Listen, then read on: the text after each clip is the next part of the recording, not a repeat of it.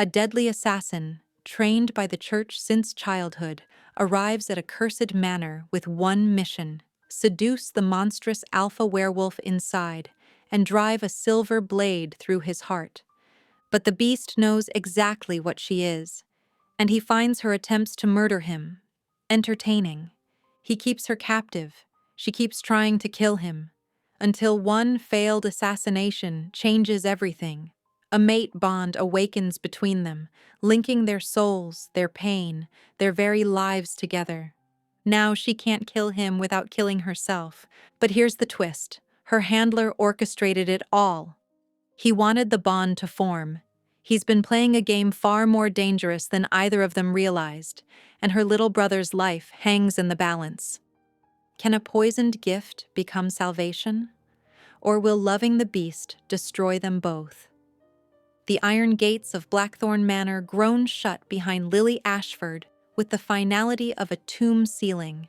The terrified villagers who dragged her here flee into the darkness, their torches disappearing like dying stars, leaving her alone in a courtyard choked with dead ivy and shadows. The manor looms above her, a gothic nightmare of crumbling stone and shattered windows, and the air tastes of decay and something else. Something wild and dangerous that makes her assassin's instincts scream warnings. She steadies her breathing, fingers brushing the silver hairpin concealed in her elaborate braids, and steps toward the massive oak doors that swing open without a touch, as if the house itself is inviting her to her death. Inside, the great hall blazes with candlelight that casts dancing shadows across walls hung with faded tapestries depicting wolves running beneath full moons. The opulence is jarring against the ruin. Velvet curtains, moth-eaten, but still rich, a table set with fine china covered in dust. Then she feels him before she sees him, a presence so overwhelming it steals the air from her lungs, a predator's focus that raises every hair on her body. He steps from the shadows at the far end of the hall, and Lily's carefully maintained composure nearly shatters. Bastian Blackthorn is a monster pulled from nightmare itself. He towers over 7 feet tall, his body a horrifying fusion of man and beast, broad shoulders rippling with inhuman muscle, arms ending in clawed hands that could tear through stone, and a face that's beautiful and terrible at once. Sharp cheekbones and a strong jaw war with the elongated fangs that peek from sensual lips, while burning amber eyes, more wolf than human, track her every breath. Dark hair falls wild around curved horns that rise from his temples, and when he moves, it's with a predator's liquid grace that speaks of barely contained violence. He circles her slowly, deliberately, his nostrils flaring as he inhales her scent. "A gift from the church," he rumbles, his voice like distant thunder, deep, resonant, and touched with dark amusement. "How very thoughtful of Father Cassius. Did he tell you what happened to the last tribute they sent me?"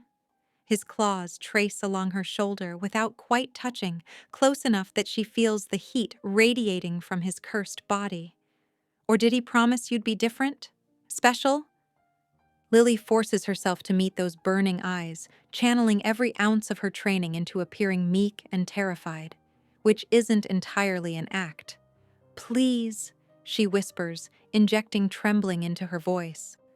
"I'm just a girl from the village. They said if I came willingly, you'd spare the others." His laugh is low and cruel, vibrating through her bones. "Oh, you're no village maiden, little one. I can smell the lies on your skin like perfume, and beneath that—" He leans close, his breath hot against her throat, and she feels the sharp point of a fang graze her pulse. Silver and poison, the church's signature scent. Before Lily can react, he's upon her, moving with impossible speed to pin her against the cold stone wall. One massive hand circles her throat, not squeezing, just holding her in place, while the other tears away the fur cloak she wore, searching. His claws find the hidden blade strapped to her thigh, and he makes a sound of dark satisfaction. "Welcome to Blackthorn Manor, little assassin," Bastian whispers against her ear, his fangs scraping her skin just enough to promise danger. I've decided to keep you.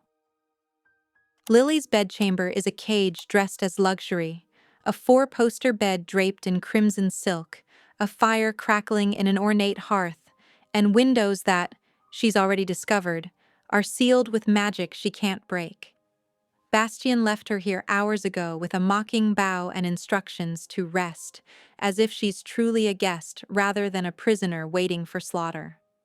She paces the room like the caged thing she is, her mind racing through and discarding a dozen escape plans before settling on the only option that makes sense: complete her mission tonight, before he decides she's more entertaining dead than alive. The silver hairpin feels heavy in her palm as she slips into the darkened corridor, her feet silent on ancient floorboards. The manor breathes around her, settling wood, whispering drafts, and beneath it all, a pulse like a heartbeat that she tells herself is imagination. She knows where his chambers are. She watched his shadow disappear into the east wing, and her hunter's instincts guide her through the maze of hallways adorned with portraits of wolves and warriors whose painted eyes seem to follow her progress. His door stands open in invitation or arrogance. Inside, Bastian lies in a massive bed carved from dark wood, his monstrous form relaxed in sleep, chest rising and falling with deep breaths.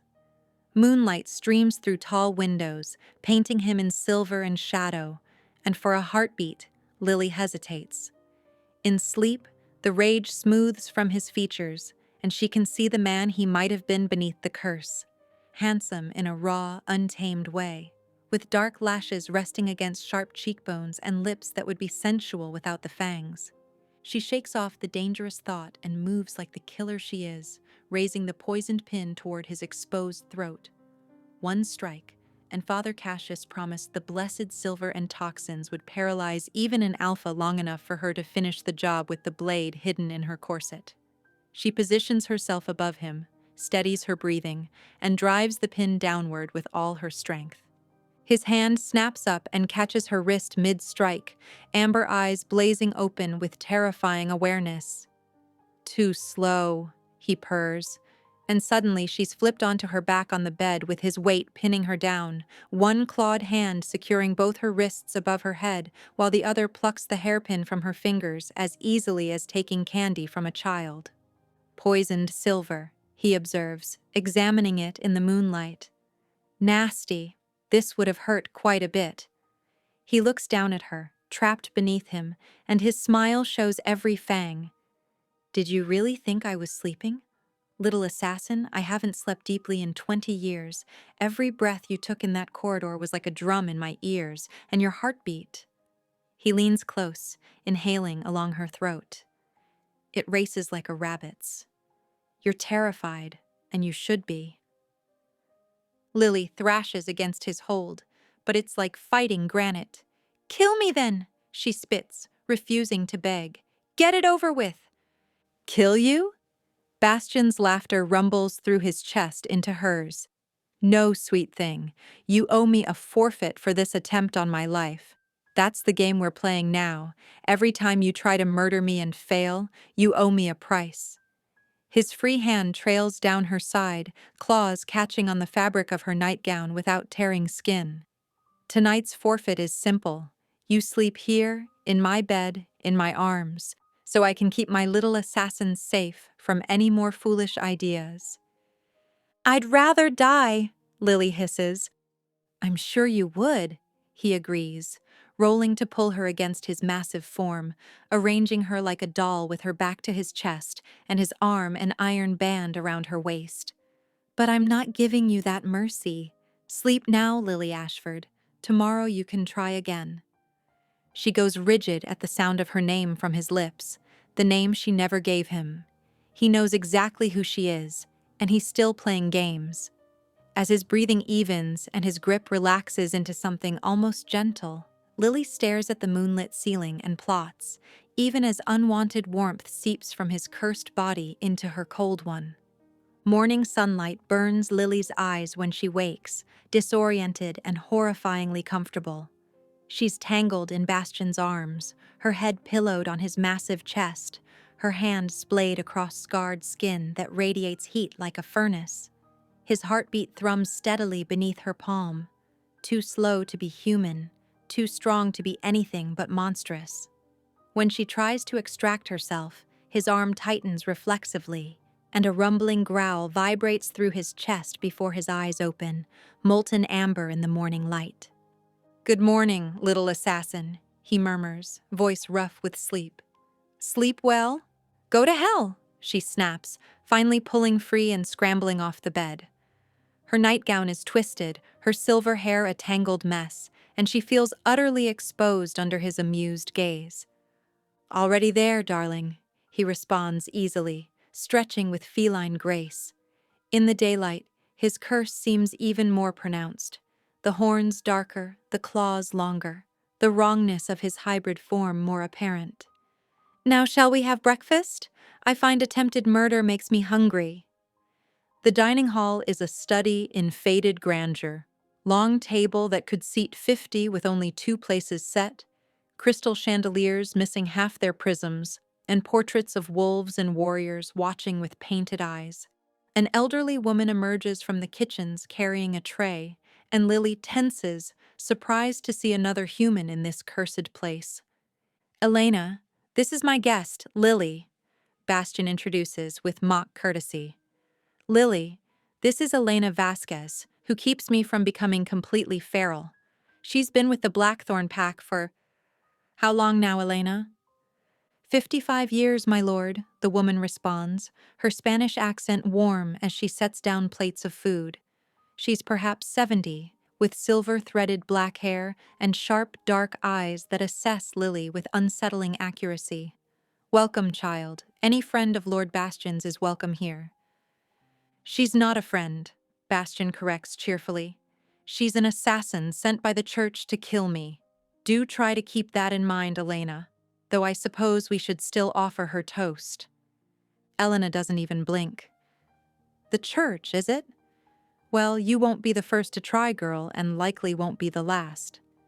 She pours tea with steady hands, then fixes Bastian with a look that could cow lesser men. "Don't toy with her too much, my lord. You know how you get when you're bored." As they eat, Lily studies them both, the easy familiarity, the lack of fear from Elena despite Bastian's monstrous appearance. "How can you serve him?" she finally asks, "knowing what he is?" Elena's expression hardens. "I know exactly what he is, child. The better question is, do you know what the church is?" She stands, collecting plates. "Lord Bastian will show you the manor today. Perhaps you'll learn something worth knowing." The tour Bastian provides is both fascinating and unsettling. Blackthorn Manor sprawls across 3 stories and 2 wings, a Gothic labyrinth of empty rooms that once housed a thriving pack. He shows her the library lined with ancient books, the training hall scarred with claw marks, the nursery with toys gathering dust. Each space whispers of lives lived and lost, and Lily feels the weight of absence like a physical thing. 70 wolves lived here once," Bastian says, running clawed fingers along a doorframe carved with names. "Families, children, elders. We protected these lands from rogues and kept peace between humans and our kind." His voice is distant, seeing ghosts. "The church called us abominations. Father Cassius led the purge himself with blessed silver and holy fire. Would you like to know how long it took them to die? Some burned, some bled out. The children." He stops abruptly, amber eyes blazing with old fury and newer pain.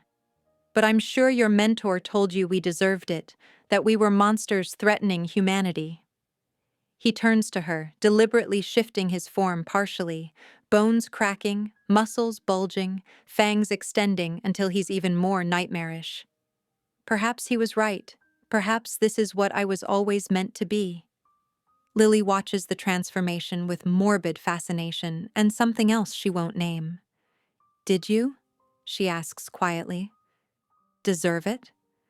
Bastian shifts back, expression unreadable. "That's the question, isn't it?"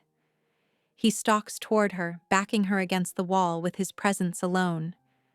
"What do you think, little assassin? Does the monster deserve to die? You have your blade, your training, your holy mission. I'll make you a promise. I won't stop you from trying. Hunt me, plot against me, come at me with everything the church taught you. If you succeed, perhaps it's fate. If you fail, his claws trace her jawline with impossible gentleness. You stay here and play my game until one of us breaks.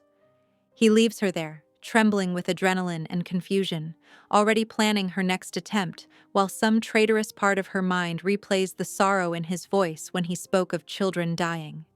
3 days pass in a strange rhythm of normalcy and tension. Lily takes meals with Bastian and Elena, exploring the manor during daylight hours while Bastian watches her with predatory amusement, both of them aware she's searching for weapons and weaknesses. She learns the manor's rhythms, how Bastian disappears into the forest at twilight, how Elena hums Spanish lullabies while cooking, how the building itself seems alive with magic that makes doors lock and unlock at Bastian's will. At night, he insists she sleep in his bed, a territorial claiming that infuriates and confuses her. He never touches her beyond holding her in place, but his presence is inescapable.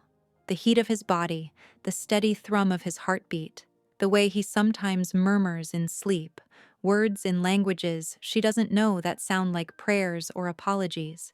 She tells herself it's strategy, that enduring this indignity keeps her alive long enough to find an opening.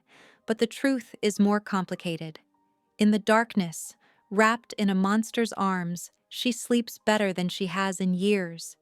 The turning point comes when she discovers the library's hidden section, books on werewolf lore and pack magic concealed behind a false shelf. Among treatises on mate bonds and transformation magic, she finds what she's been seeking: detailed accounts of alpha vulnerabilities during the full moon.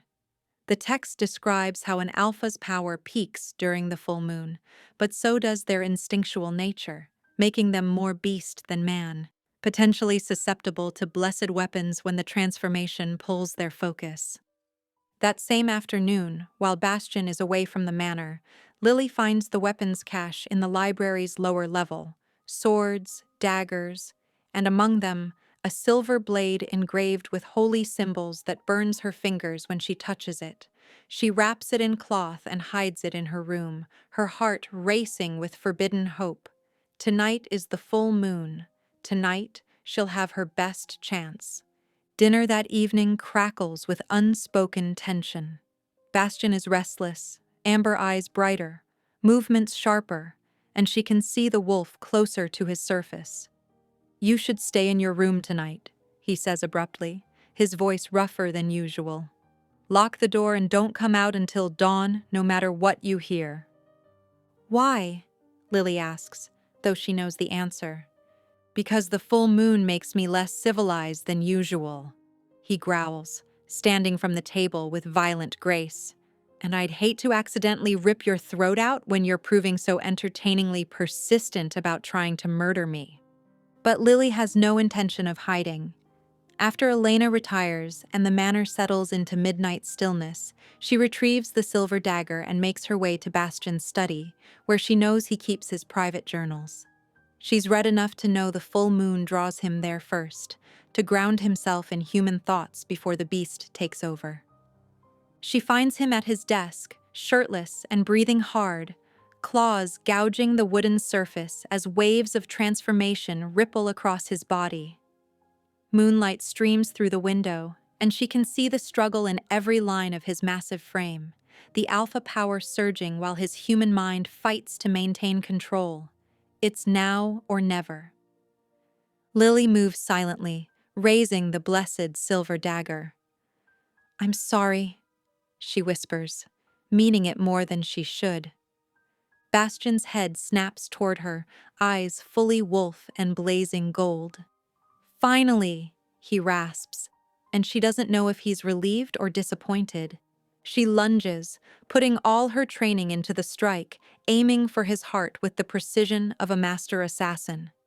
The blade pierces his skin, sliding between ribs with sickening ease, and for one triumphant moment, she thinks she's succeeded.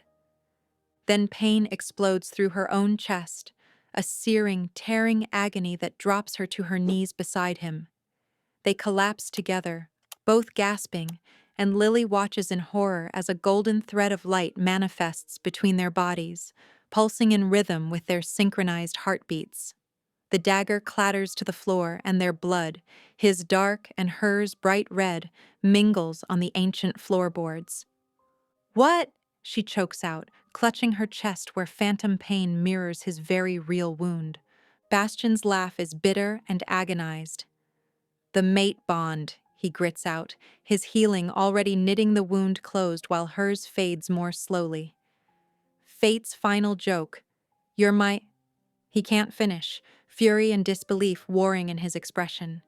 The golden thread brightens, and suddenly Lily feels everything: his rage, his pain, his crushing loneliness, and beneath it all, a desperate, unwanted recognition that mirrors something awakening in her own shattered heart. Elena's cry of horror echoes through the manor as she rushes into the study, taking in the scene with one sweeping glance. Lily and Bastian both on the floor, blood spreading across ancient wood, and the golden light of the mate bond pulsing between them like a living thing. "Dear God," she breathes, her face draining of color. "No, not like this." She moves with surprising speed for her age, pressing cloths against Bastian's wound even as he waves her off.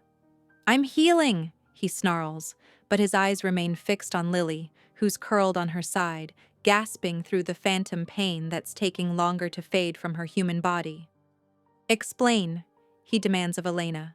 "Explain why I can feel her terror and pain as if they're my own. Explain why trying to die hurts us both." Elena sinks into a chair, looking suddenly every one of her 70 years. "The mate bond has manifested," she says quietly. "Your souls recognized each other, and when she wounded you, the bond activated fully to protect you both. Any harm to one will be felt by the other. If one dies—" She doesn't finish, but she doesn't need to. "The other follows," Bastian completes, his voice hollow. "The universe has bound me to my would-be murderer." How poetic. Lily finally manages to sit up, her training warring with instinct to curl into the pain. "This can't be real," she whispers, even as she feels the truth of it, the awareness of Bastian thrumming beneath her skin, his rage bleeding into her thoughts, his presence as inescapable as her own heartbeat. "I'm supposed to kill you. I have to kill you, or they'll—" She cuts off, but through the bond, Bastian catches a flash of her fear, an image of a young boy with her silver hair.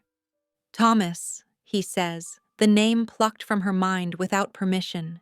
"They're holding your brother." The invasion of privacy snaps Lily's focus back, fury rising to match his own. "Get out of my head!" "You think I want this?" Bastian roars, surging to his feet with inhuman grace despite his wound. "You think I want to be chained to the church's weapon, to feel your hatred and fear every moment? I've been cursed for 20 years, and this—" He gestures violently at the golden thread that's become visible to all of them.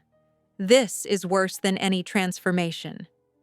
"Both of you stop," Elena commands with surprising authority. "Fighting will only make it worse." The mate bond responds to strong emotion. The more you rage at each other, the more intense the connection becomes. As if to prove her point, their mingled fury creates a feedback loop. His anger amplifies hers, which feeds back into his, and suddenly the room blazes with golden light as the bond surges. Lily cries out as she's overwhelmed by Bastian's memories.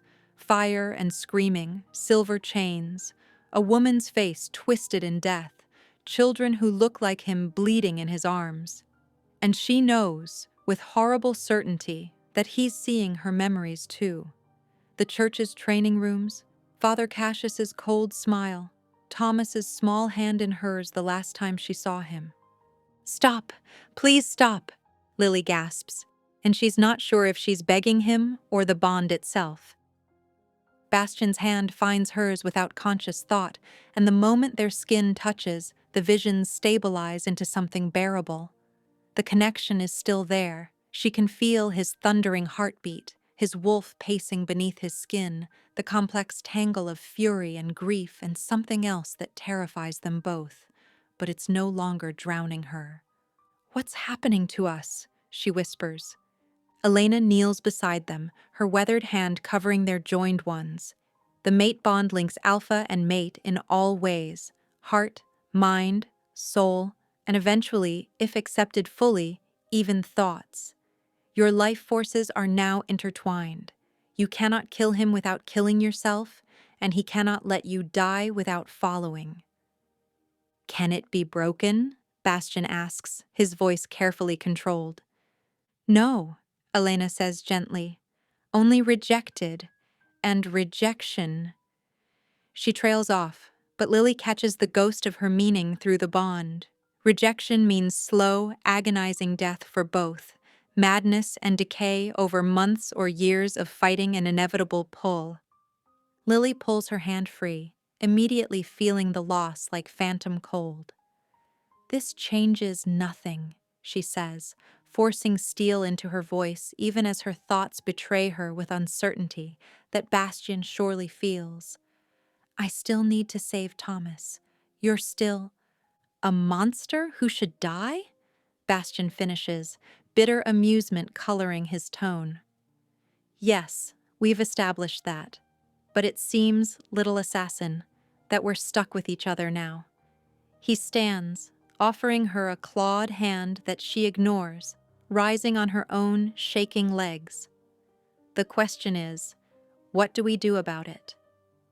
The golden thread between them pulses with their shared heartbeat, and Lily realizes with dawning horror that she can feel something else bleeding through the bond beneath all the anger and fear. A longing so profound it makes her chest ache. A recognition her soul makes that her mind refuses to accept.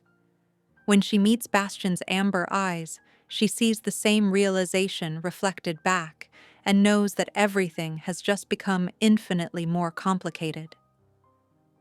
"We survive," she says finally, the only answer that makes sense. "We figure out how to live with this, and then we find a way to free Thomas and break this curse." "We," Bastian repeats, testing the word.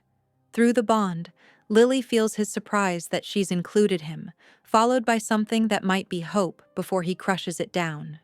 "Very well. We have a bargain then. You help me end Cassius and break this curse, and I help you free your brother." "And after?" Lily asks. His smile is sharp and sad. "After, little assassin, we'll see if fate's joke on us becomes our salvation or our damnation." As Elena helps them to their separate rooms, because sleeping in the same bed now feels impossibly dangerous, Lily lies awake feeling Bastian's presence like a second heartbeat beneath her own. Through the bond, she senses him in his chambers, equally sleepless, and for the first time in her carefully controlled life, she has no idea what her next move should be. The only certainty is that nothing will ever be simple again. The mate bond is a living thing between them, and in the days following its manifestation, Lily learns that having no privacy is its own special torture.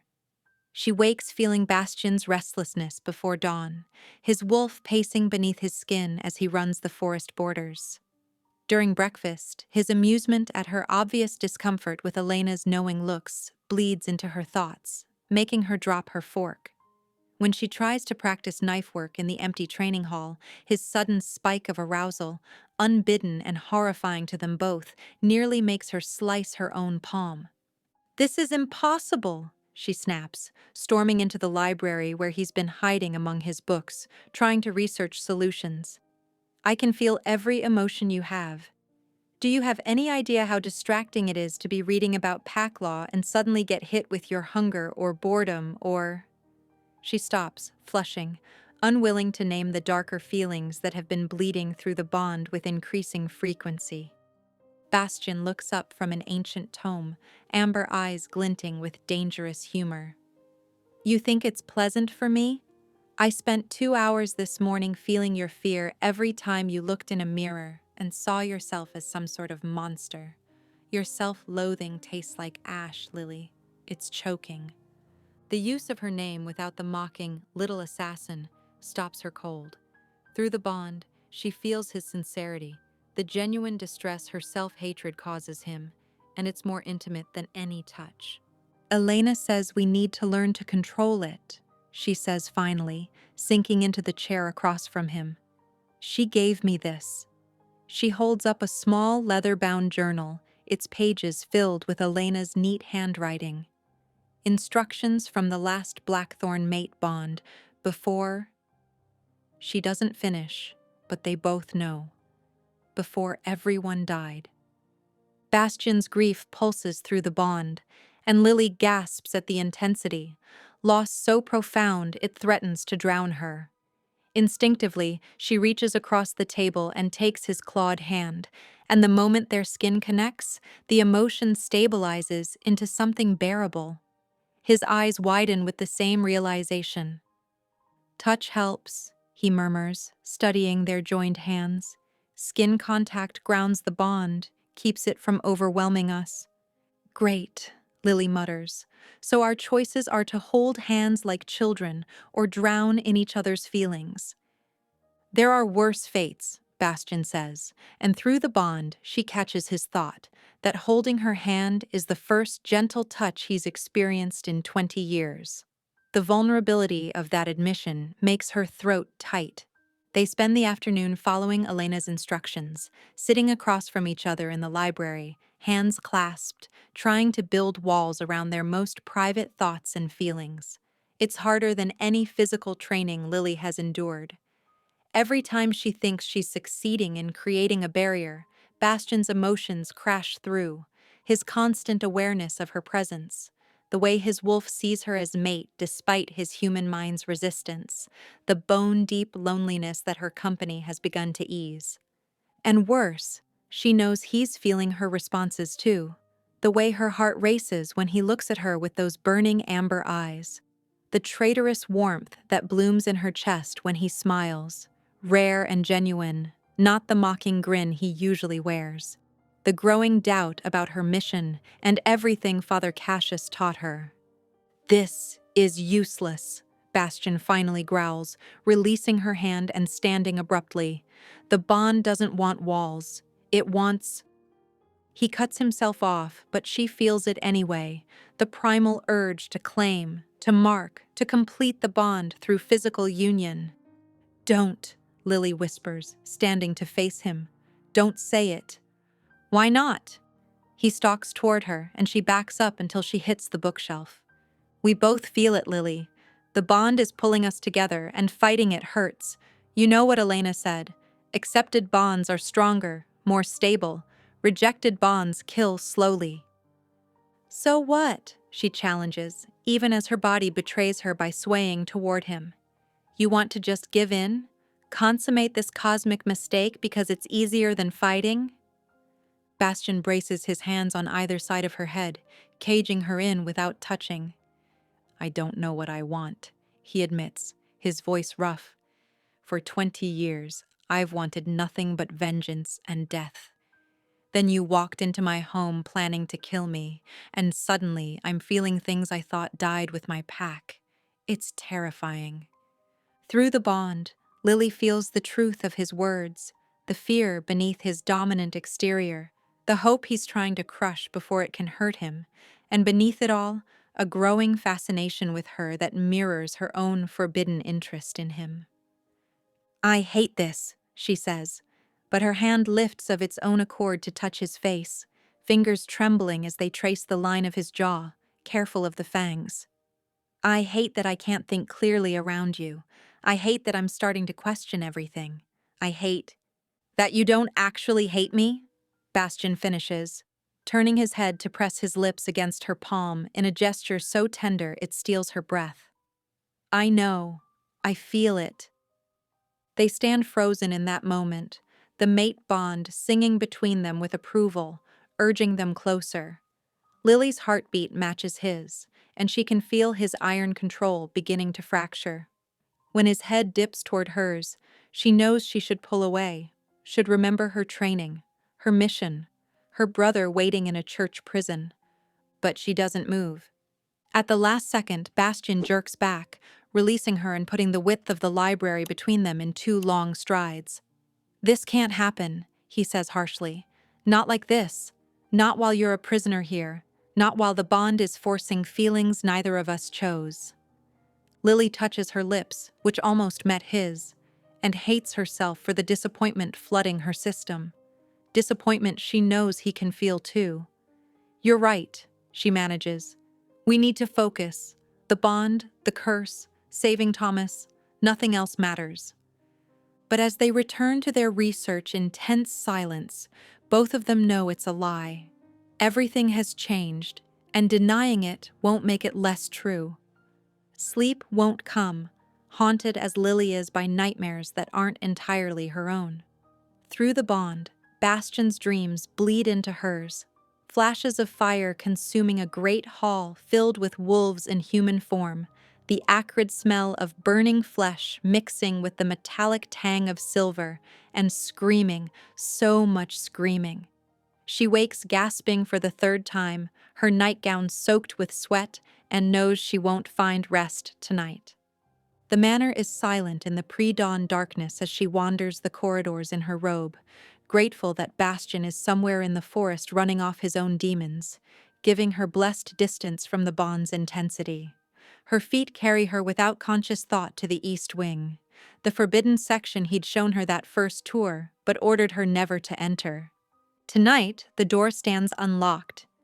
Lily hesitates, knowing she shouldn't cross this threshold, that some boundaries exist for good reason.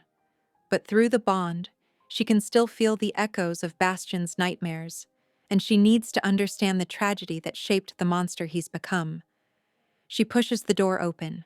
The forbidden wing is a shrine to the dead. Unlike the rest of the crumbling manor, these rooms are pristine, preserved with an obsessive care that speaks of grief and guilt.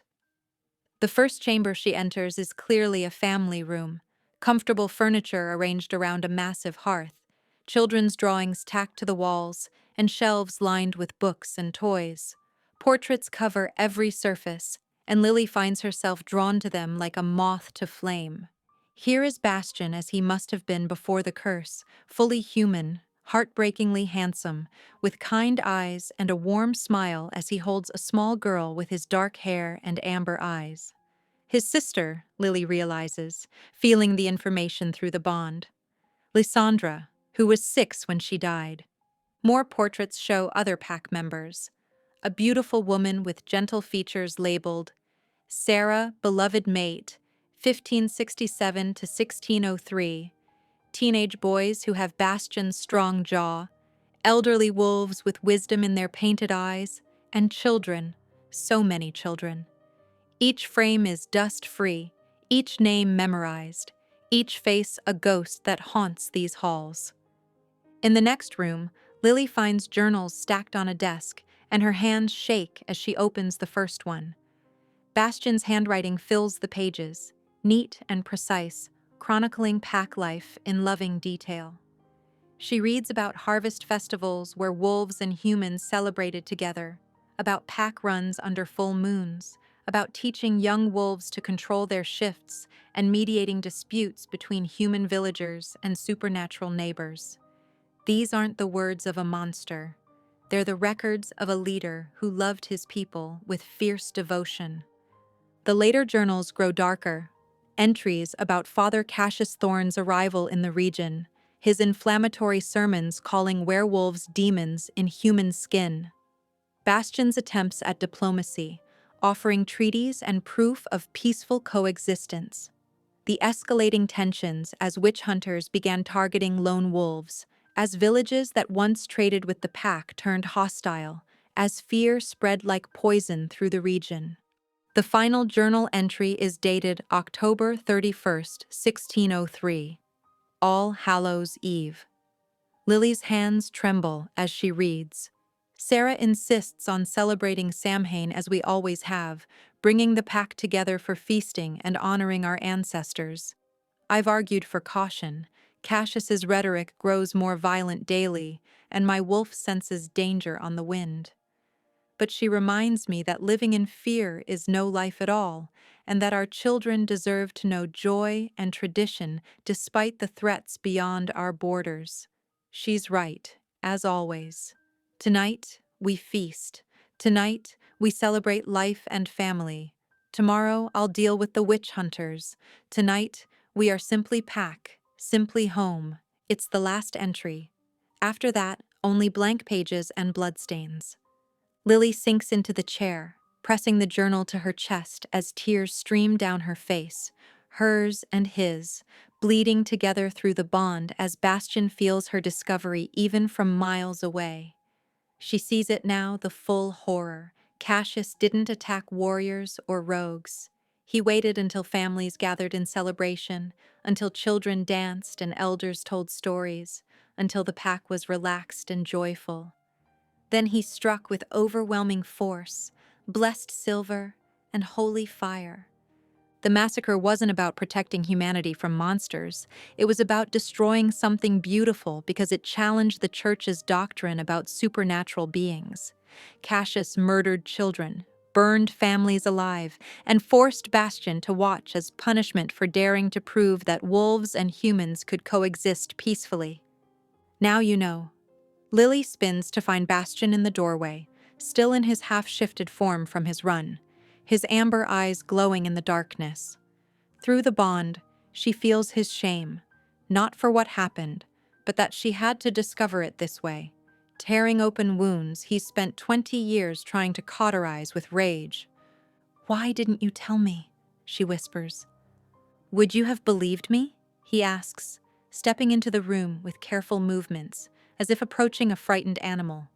The church's weapon, told that her mentor is a mass murderer of innocents? You would have thought it lies, manipulation, the desperate pleas of a monster trying to save his own life. He's right, and they both know it. 3 weeks ago, Lily would have dismissed any defense he offered, secure in her belief that Father Cassius was righteous and werewolves were abominations. But now, holding journals written by a man who loved deeply and led justly, staring at portraits of children who never reached adulthood, she can't maintain those comfortable certainties.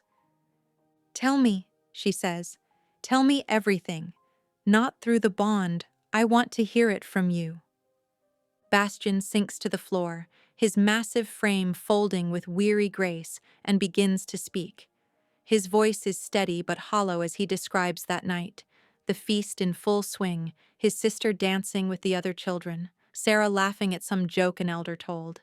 Then the crash of doors breaking, the smell of silver and blessed fire, the screams as witch hunters poured into the great hall. He tells her about fighting desperately to protect his pack, killing a dozen hunters before silver chains brought him down. About being forced to watch as Cassius personally executed Sarah, stabbing her through the heart with a blessed blade while quoting scripture. About hearing his children scream his name as they burned. About his sister Lysandra calling for him as a witch hunter slit her throat. "Cassius saved me for last," Bastian says, his voice breaking. "He wanted me to see everything, to feel the full weight of failure. Then he performed a ritual, dark magic that the church would never officially sanction, binding me to this form, this manner, this half-life. He said it was justice, that I would live forever as the monster I truly was, alone and cursed, a warning to any supernatural being who dared challenge the church's authority." Lily crosses to him, kneeling so they're eye to eye. "You're not a monster," she says fiercely. "Cassius is. He murdered children, Bastian. He burned families. That's not righteousness. That's evil dressed in holy robes." Through the bond, she feels his surprise at her vehemence, the desperate hope he's afraid to embrace that she might truly see him as more than the beast. "Your mentor," he says carefully, "trained you, raised you, has your brother. How does knowing this change anything?" "I don't know," Lily admits, taking his clawed hand in both of hers. "But I know I can't unknow it. I can't pretend I don't understand now why you hate the church, why you kept me alive. You wanted answers, wanted to understand why another weapon had been sent. I know. She pauses, gathering courage. I know that if I'd succeeded in killing you, it wouldn't have been justice. It would have been another murder in a long line of murders Cassius has committed. Bastian pulls her closer, resting his forehead against hers in a gesture of profound intimacy. I'm sorry, he whispers. Sorry you had to learn your whole life was built on lies. Sorry that knowing the truth makes everything harder. Don't be, Lily says, and she means it. I'd rather know the truth and have it hurt than live comfortably in a lie. They sit together in the room of ghosts as dawn breaks, surrounded by the memories of the pack Bastian lost, and something shifts between them. The mate bond settles into a deeper harmony, and for the first time since it manifested, it doesn't feel like a chain. It feels like understanding. The revelation about Cassius's crimes hangs heavy between them over the following days. Lily finds herself watching Bastian differently now, seeing not the monster who kept her captive, but the man who has survived unimaginable trauma while clinging to enough humanity to show her mercy. It makes everything more complicated, especially when the mate bond amplifies every moment of softness between them into something dangerously close to affection. Tonight, they sit together in the library after dinner, ostensibly researching ways to break the curse or weaken the mate bond's intensity, but really just existing in each other's company in a way that's become almost comfortable.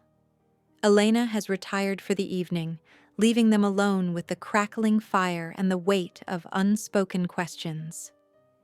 Tell me about the Order of the Silver Rose, Bastian says suddenly, looking up from the grimoire he's been pretending to read. Elena mentioned it, but I want to hear it from you. How does the church create assassins from children? Lily's instinct is to deflect, to keep her own trauma locked away where it can't be used against her. But the bond makes hiding pointless. Bastian already feels the spike of pain his question causes, the shame and horror that rises in her throat. And after he trusted her with his ghosts, doesn't she owe him the same vulnerability? They don't create assassins, she says quietly, setting down her own book. They create weapons. There's a difference. She tells him about the trial when she was 8 years old, how the fever made her delirious and babbling, how the village priest declared her possessed by demons. She describes the pyre being built in the town square, the rough hands tying her to the stake, the smell of oil-soaked wood, and the heat of torches. She was a child who didn't understand why the people she knew were preparing to burn her alive. Father Cassius arrived like salvation, Lily continues, her voice distant with memory. He stopped the execution, declared that I wasn't possessed, but rather touched by God, that my fever dreams were visions meant to serve the church. He offered me a choice, burn with my family or come with him and be trained to fight evil. Through the bond, Bastian feels the crushing weight of that impossible choice, the terror of a child forced to decide between agonizing death and abandoning everything she knew. What happened to your family? He asks, though he already suspects the answer. Mother, father, and baby Thomas. He was only 2. Cassius said if I came willingly, he'd ensure their safety. I agreed. I was 8 and stupid enough to believe him. Her laugh is bitter. 3 days after I left, he had them arrested for harboring a witch. My parents were burned anyway, for corrupting an innocent child with demonic influence. He kept Thomas alive as insurance, placed him in the church orphanage where I could never reach him. Bastian's rage pulses through the bond, not at her, but for her, on her behalf. She feels his desire to tear Cassius apart with his bare claws, to make the man suffer as he's made so many others suffer. The ferocity of his protective fury should frighten her. Instead, it's oddly comforting. The Order of the Silver Rose takes girls like me, Lily continues, needing to finish now that she's started. Girls accused of witchcraft, girls with nowhere else to go, girls desperate enough to accept any escape from death. They call it mercy. They call it giving us purpose. She stands, pacing to the window where moonlight paints her silver hair luminous. They train us from childhood: combat, seduction, poisoncraft, infiltration. They teach us that our bodies are tools, that emotions are weaknesses, that supernatural beings are abominations deserving death. She describes the training in clinical detail: the beatings for showing fear, the starvation for failing missions, the other girls who didn't survive the conditioning. She tells him about her first kill at age 12, a rogue vampire who'd been feeding on criminals; about the second kill, a young werewolf girl whose only crime was existing; about 16 total assassinations by age 20, each one hollowing out more of her soul. They teach you that you're saving humanity, Lily says, her voice cracking. That every monster you kill protects innocent lives. And you believe it because you have to believe it.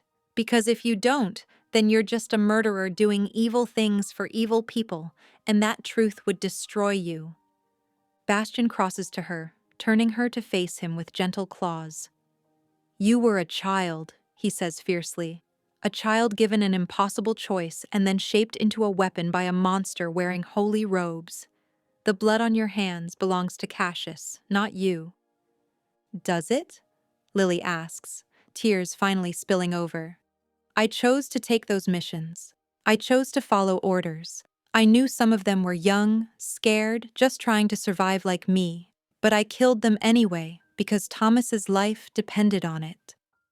And if you hadn't, Bastian challenges, if you'd refused, they would have executed your brother and found another weapon to complete the mission. You did what you had to do to protect the only family you had left. That's not evil. That's love twisted into something terrible by people who exploit it. Through the bond, Lily feels his absolute sincerity, his understanding born from his own guilt over his pack's destruction. He doesn't offer her absolution, he's too honest for that, but he offers her something more valuable: the recognition that trauma and survival don't make her irredeemable. I don't know how to live with what I've done, she confesses, the admission torn from her deepest fear. I don't know how to be anything but what they made me. Bastian pulls her close, wrapping his powerful arms around her in an embrace that should feel threatening, but instead feels safe. Then we learn together, he murmurs against her hair. I've spent 20 years being the monster Cassius's curse made me. Maybe it's time we both figure out who we are without the chains they put on us. Lily clings to him, her face pressed against his chest where his heartbeat thrums steady and strong, and through the bond, she feels something shift, a mutual recognition of shared trauma, shared rage, and shared determination to break free from the people who tried to define them. When she looks up at him, his amber eyes are soft in a way she's never seen. We're both prisoners, she says quietly. Me to the church, you to this curse. Both of us trapped by what Cassius did. Then let's free each other, Bastian says, and this time when his hand cups her face with impossible gentleness, she doesn't pull away. Help me break the curse and end Cassius's reign. I'll help you save Thomas and escape the church's control. We use the mate bond instead of letting it use us. Partners? Lily asks, the word feeling strange on her tongue. Partners, he confirms. Through the bond, she feels his growing respect for her strength, his admiration for her survival, and beneath it all, the first tentative threads of something that might become love if they're brave enough to let it grow. The church wanted to send me a weapon. Instead, they gave me an ally. I'd call that fate's justice. For the first time in her life, Lily allows herself to hope that she might be more than the sum of her scars. And as Bastian's thumb traces the line of her jaw, she feels the dangerous pull of the mate bond transforming from curse to possibility. You need to run with me. Bastian's declaration at breakfast makes both Lily and Elena look up sharply from their eggs. He's tense this morning, his wolf closer to the surface, amber eyes brighter and more feral. The full moon is 3 days away, and Lily has learned to recognize the signs of his restlessness as his beast demands release. Absolutely not, Elena says before Lily can respond. My lord, she's human. A midnight run through these forests would— She needs to understand what I am, Bastian interrupts, his gaze fixed on Lily with predatory intensity. Not the curse, not the monster Cassius made, the wolf beneath it all. If we're truly going to be partners in this, if the mate bond is going to stabilize, she needs to know my other half. Through the bond, Lily feels his need, not sexual, though that current runs beneath everything between them, but something deeper. His wolf is calling to its mate, desperate for acceptance, and the human side of him is terrified of her rejection. It's that vulnerability, raw and honest, that makes her decision. All right, she says, teach me. Night falls crisp and clear, the moon 3 days from fullness but bright enough to silver the forest beyond Blackthorn Manor. Lily stands in the courtyard wearing the leather pants and tunic Elena found for her heart racing with anticipation and fear. Bastian emerges from the shadows, and in the moonlight, his cursed form looks almost majestic. Power and danger wrapped in a shape that shouldn't exist, but somehow does.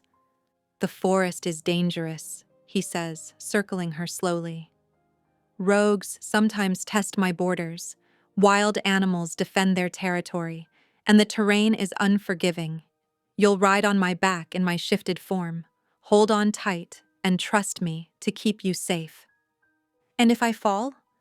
Lily challenges, refusing to show the nervousness fluttering in her stomach. His smile is sharp and playful. Then I catch you. I'll always catch you. The transformation is beautiful and terrible to witness.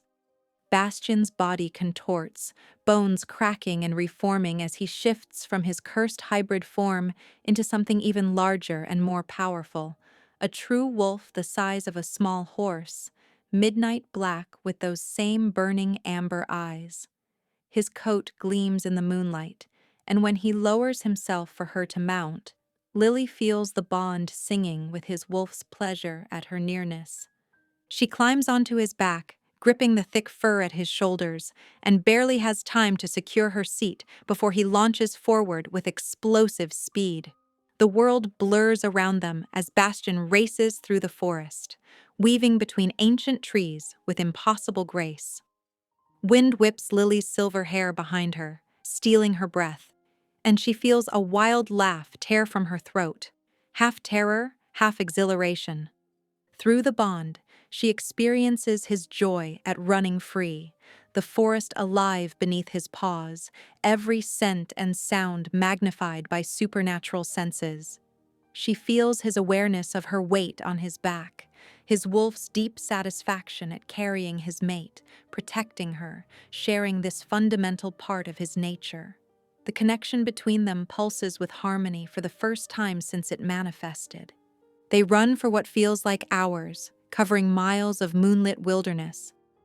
Bastian shows her secret places, a waterfall cascading into a crystal pool, a meadow where wild horses graze, an ancient stone circle that predates human memory. At each location, he shifts back to his hybrid form and tells her stories, pack hunts that happened here, ceremonies performed under full moons, children learning to shift for the first time. This was my world, he says as they rest beside the moonlit stream, her still perched on a fallen log while he sits at her feet, somehow both monstrous and gentle. Before the curse, before the massacre, this forest was home. The pack ran these trails every full moon, celebrating the connection between our human minds and wolf souls. Lily slides down from the log, kneeling in front of him so they're eye to eye. It's beautiful, she says honestly. I never understood before. The church taught us that shape-shifting was corruption, a demonic perversion of the human form. But this, she gestures at the forest around them, alive with nocturnal sounds and silvered by moonlight. This is sacred. Bastian's hand comes up to cup her face, his clawed thumb tracing her cheekbone with infinite care. "You're seeing me," he says, wonder bleeding through the bond. Not the curse or the monster, but me. The wolf, the man, all of it. "I see you," Lily confirms, her hand covering his where it rests against her face. The touch sends electricity through the mate bond, and she watches his pupils dilate, his breathing deepen. She should pull away, maintain the careful distance they've been preserving despite the bond's constant pull. But out here, under the moon with the forest witnessing, pretense feels impossible. "Lily," Bastian says, her name a growl of warning and longing. "If you don't step back, I'm going to—" "What?" she challenges, leaning closer instead. "Kiss me? Claim your mate? Finish what the bond started?" His control fractures. One moment they're kneeling in the grass, the next he's pulled her into his lap, her legs wrapping around his waist as his mouth crashes down on hers. The kiss is fierce and desperate, months of tension and denial exploding into sudden contact. His fangs scrape her lower lip without breaking skin, and she gasps against his mouth, her fingers tangling in his wild hair between his horns. Through the bond, sensation doubles and redoubles. She feels her own desire and his amplifying each other in a feedback loop of want. Every place their bodies touch burns, and when his claws trace down her spine, she arches into him, some primal part of her recognizing and responding to her mate's claim. But then reality crashes back. Lily pulls away, breathless and trembling, her lips swollen from his kisses. "We can't," she gasps, even as her body screams protest. "Bastian, we can't do this. Not yet. Not while everything is so complicated." He releases her immediately, though she can feel the cost of his control through the bond. His wolf howling in frustration, his human side equally disappointed but understanding. "You're right," he says roughly, setting her on her feet and standing in one fluid motion. "I'm sorry. The moon, the bond, having you here, it's difficult to maintain distance when every instinct is screaming to make you mine in every way." "I know," Lily says, touching her still tingling lips. "I feel it too, but we need clear heads for what's coming. We need to figure out how to break your curse and save Thomas and stop Cassius without—" She waves helplessly between them. "Without this clouding our judgment." Through the bond, Bastian feels her conflict. She wants him, truly wants him in a way that has nothing to do with supernatural compulsion and everything to do with the man she's coming to know. But she's also terrified of losing herself, of becoming someone who chooses desire over duty, especially when her brother's life hangs in the balance. "Then we wait," Bastian says, though the words clearly cost him. "We focus on the mission, on partnership, on building trust. And when this is over, when we've won our freedom," his eyes blaze with promise, "then I'm going to court you properly, Lily Ashford. The way my mate deserves, not as captor and prisoner, but as equals choosing each other." The declaration steals her breath. "Court me? Did you think I'd be satisfied with just the bond?" He steps closer, tucking a strand of silver hair behind her ear. "I want to earn your heart, not just accept fate's decree. I want you to choose me because you want to, not because supernatural forces decided we're compatible." Lily's eyes sting with unexpected tears. No one has ever offered to court her, to value her choice, to see her as more than a weapon or an obligation. "That's the most romantic thing anyone's ever said to me," she admits. "Wait until I try harder," Bastian says with a smile that's tender rather than mocking. "Now come, we should return before Elena sends a search party." The ride back is slower, more peaceful, and Lily rests against Bastian's wolf form with a sense of contentment she's never experienced. As Blackthorn Manor comes into view, she realizes that somewhere in the past weeks, this cursed place has started to feel less like a prison and more like home. And that should terrify her, but instead, it feels like hope. 3 days of fragile peace shatter with the sound of horses in the courtyard. Lily is in the library with Bastian, both of them deep in research about curse-breaking rituals, when the mate bond flares with his sudden alarm. He's at the window before she can blink, and what she sees in his expression, fury mixed with fear, makes her stomach drop. "Cassius," he snarls, "the bastard's here." Lily's blood turns to ice. She races to the window and sees them. Father Cassius Thorne on a white horse, flanked by 2 witch hunters in silver-reinforced armor, the church's symbol gleaming on their chests. Her mentor looks exactly as she remembers, tall and austere, with iron-gray hair and cold eyes that miss nothing, his priest's robes immaculate despite the forest journey. "You need to hide," Lily says urgently, her mind racing through possibilities. "If he sees you with me like this, if he suspects the mate bond—" "I won't hide in my own home," Bastian growls, but through the bond, she feels his calculation. He knows as well as she does that if Cassius discovers their connection, he'll use it as a weapon. "Play your role, Lily. Be the obedient weapon he trained. I'll be the monster he expects." They have seconds to compose themselves before Elena appears, her face pale. "The church riders demand entry, my lord. They claim concern for their lost sister." "Let them in," Bastian says, his voice dropping into the cold, monstrous tone he used when Lily first arrived. "And bring our guest to the great hall. Time to see if the church's weapon can still act." The transformation Lily undergoes is physical and mental. She smooths her expression into meek submission, drops her shoulders to appear smaller and more helpless, and arranges her features into fear mixed with hope. By the time she enters the great hall, walking carefully behind Elena as if still intimidated by her surroundings, she's once again the perfect weapon the church created. Father Cassius stands in the center of the hall, his sharp eyes taking in every detail. "Lily, my child," he says, his voice warm with false affection that makes her skin crawl now that she knows what he truly is. "When we received no word from you, I feared the worst. The beast hasn't harmed you?" "No, Father," Lily says, keeping her voice small and grateful. "He keeps me prisoner, but he hasn't. He seems to want me alive for some purpose I don't understand." Bastian emerges from the shadows at the hall's far end, and Lily watches Cassius's reaction carefully.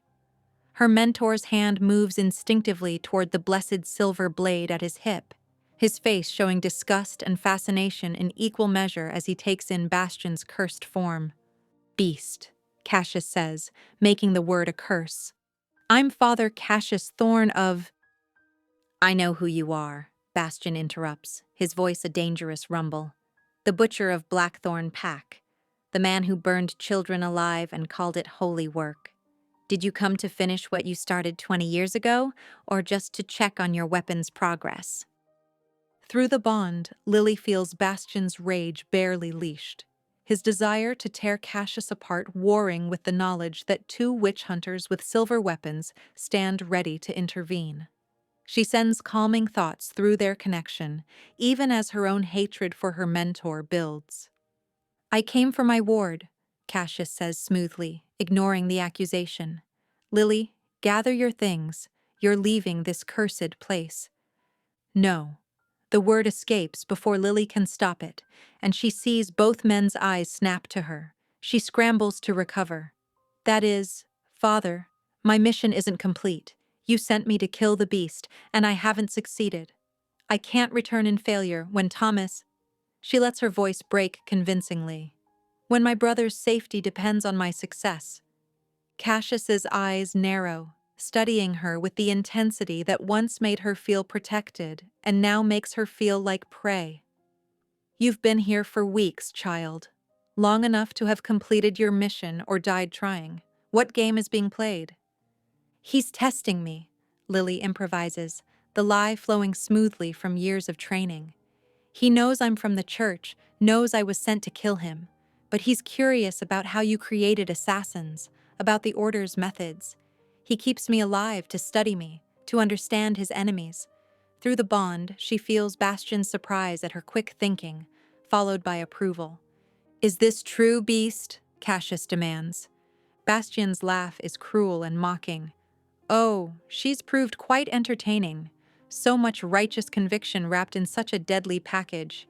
I'm curious to see how long her faith lasts when faced with the truth about your holy work."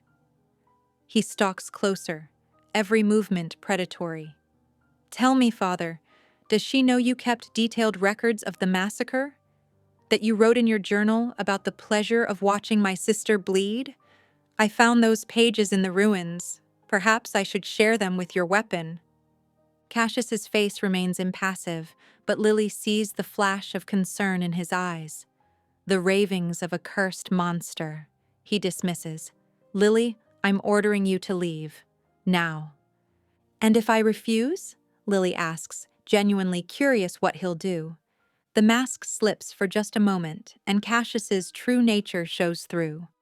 "Then Thomas will suffer the consequences of your disobedience." They're very creative in the orphanage, child. So many accidents can befall small boys. Through the bond, Bastian's fury explodes, and it takes all of Lily's will to send soothing thoughts to keep him from attacking. If he moves against Cassius now, the witch hunters will engage, and someone she cares about will die. The realization that she now counts Bastian among those she wants to protect is almost as shocking as the threat to Thomas. "I'll stay until my mission is complete," Lily says with cold determination. "You taught me never to fail, Father. I won't start now." Something like approval flickers in Cassius's eyes, mixed with suspicion. "Very well, but know this, you have 2 weeks, Lily. 2 weeks to complete your mission or extract yourself from this place. After that, I'll assume you've been compromised, and I'll come to retrieve you by force, and little Thomas will pay the price for your failure." He pulls something from his robes, a silver locket that he opens to show a lock of brown hair, the same shade as Lily's. "Fresh from your brother this morning, a reminder of what's at stake." The locket feels like a brand in Lily's palm, Thomas's hair soft against her fingers. Through the bond, Bastian feels her anguish, her desperate fear for her brother, and his own protective rage intensifies. "I understand, Father," she says, her voice steady despite the tears threatening to fall. Cassius nods, satisfied. Before he leaves, he turns back to Bastian. 2 weeks, beast. Enjoy her company while you can. Soon, she'll drive that blessed blade through your black heart, or I'll do it myself. Either way, your cursed existence ends soon. The moment the church riders depart, Lily collapses against the wall, trembling. Bastian is beside her instantly, pulling her into his arms with surprising gentleness. "We'll save him," he promises fiercely. "Thomas and you both, I swear it." "How?" Lily asks, looking up at him with desperation. "Cassius will be watching now. We have 2 weeks before he comes back with an army. 2 weeks to break your curse, free my brother, and find a way to survive. It's impossible." "Nothing is impossible," Bastian says, tilting her chin up. "We're fated mates who hate each other except we don't anymore. We're a cursed alpha and his would-be assassin planning to destroy the most powerful witch hunter in Europe. Impossible is relative." Despite everything, Lily laughs, a broken, desperate sound that becomes a sob. Bastian holds her through it, and when she finally looks up at him, something shifts. The walls they've been carefully maintaining crumble in the face of genuine crisis and shared purpose. "I don't want to lose you," she confesses. "Either of you, you or Thomas, but I'm terrified I can't save both." "Then we save each other," Bastian says, and this time, when he lowers his mouth to hers, she doesn't pull away. The kiss is different from their wild encounter in the forest. This is desperate and claiming, a promise sealed with touch. The mate bond blazes golden between them, accepting and celebrating their choice. When they finally break apart, both breathing hard, Lily sees the truth reflected in Bastion's amber eyes. They've crossed a line there's no returning from. 2 weeks, she says, straightening her spine with renewed determination. Then we give Cassius the fight of his life. Together, Bastion agrees, and through the bond, she feels his absolute certainty that together they're unstoppable. The kiss doesn't end, it transforms, deepening from desperate promise into something inevitable and consuming. Bastion lifts Lily effortlessly, her legs wrapping around his waist as he carries her from the great hall, moving with preternatural speed through corridors she's learned by heart. She knows where they're going, his chambers, the massive bed where this all began, and this time she's not fighting it. "Are you sure?" Bastion asks against her mouth, even as he kicks his door closed behind them. Through the bond, she feels his need warring with his determination to give her choice, to make this about more than supernatural compulsion. "Lily, once we do this, there's no going back. The mate bond will complete. We'll be tied together in every way." "I'm sure," she says, pulling back to look him in the eyes. "I choose this. I choose you. Not because fate decided, not because the bond is forcing me, because you're the first person in my life who's ever seen me as more than a weapon or an obligation. Because when I'm with you, I feel like I can breathe." The confession breaks something in him. Bastion's mouth finds hers again, and this time there's no hesitation, no holding back. He lays her on his bed with surprising tenderness, his massive form hovering over her as his clawed hands work the laces of her tunic with careful precision. Every brush of his skin against hers sends fire through the mate bond, sensation doubling as they feel each other's desire. "You're so beautiful," he murmurs, trailing kisses down her throat. "From the moment you walked into my hall planning to kill me, I couldn't look away. My mate, my salvation, wrapped in silver hair and deadly intent." Lily arches into his touch, her own hands exploring the planes of his chest, tracing scars that tell stories of battles and survival. He's monstrous and magnificent, and she's stopped caring about the difference. When her fingers trace the wound over his heart, the one she gave him with the blessed dagger, he captures her hand and brings it to his lips. "This scar," he says, his voice rough with emotion, "is where you marked me before we ever made love, where you showed me that fate has a sense of irony." He guides her hand lower over his racing heart. "And here is where you live now, my mate, my Lily."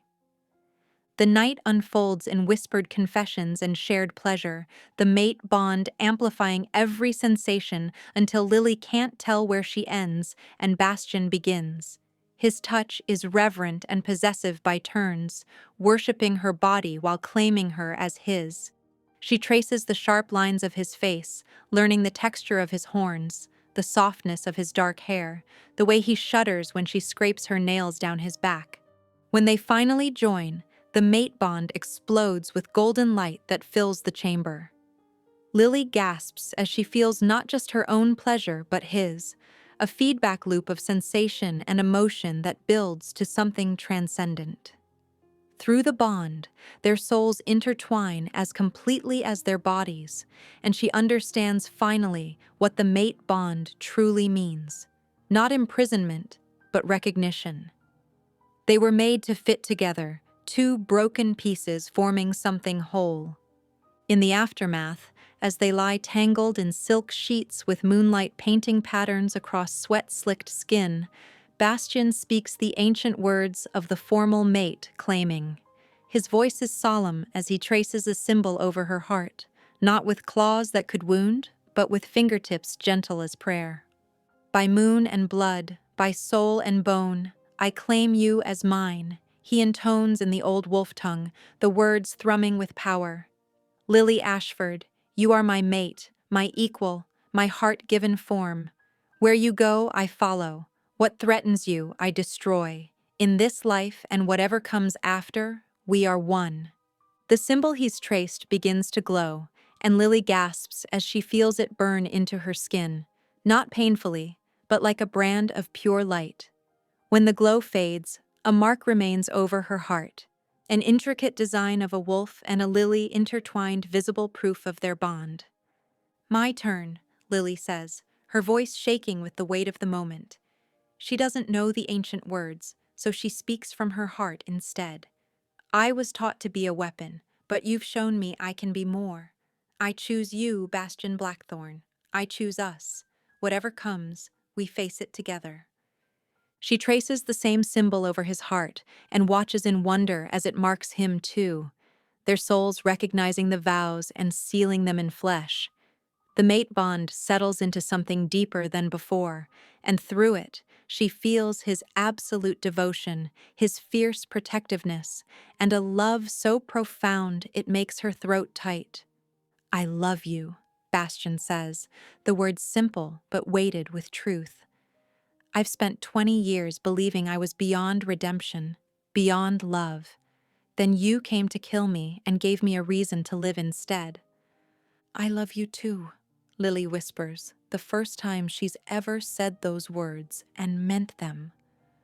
"My monster, my mate, my miracle." They make love again as dawn breaks, slower and sweeter this time, learning each other's bodies and souls with patient devotion. And when they finally sleep, wrapped in each other's arms with the mate marks glowing faintly over their hearts, both of them know that everything has changed. They're no longer captor and prisoner, monster and assassin. They're mates, bound by choice and love and a determination to forge their own fate. The week that follows is stolen from time itself, a pocket of happiness carved from the jaws of approaching doom.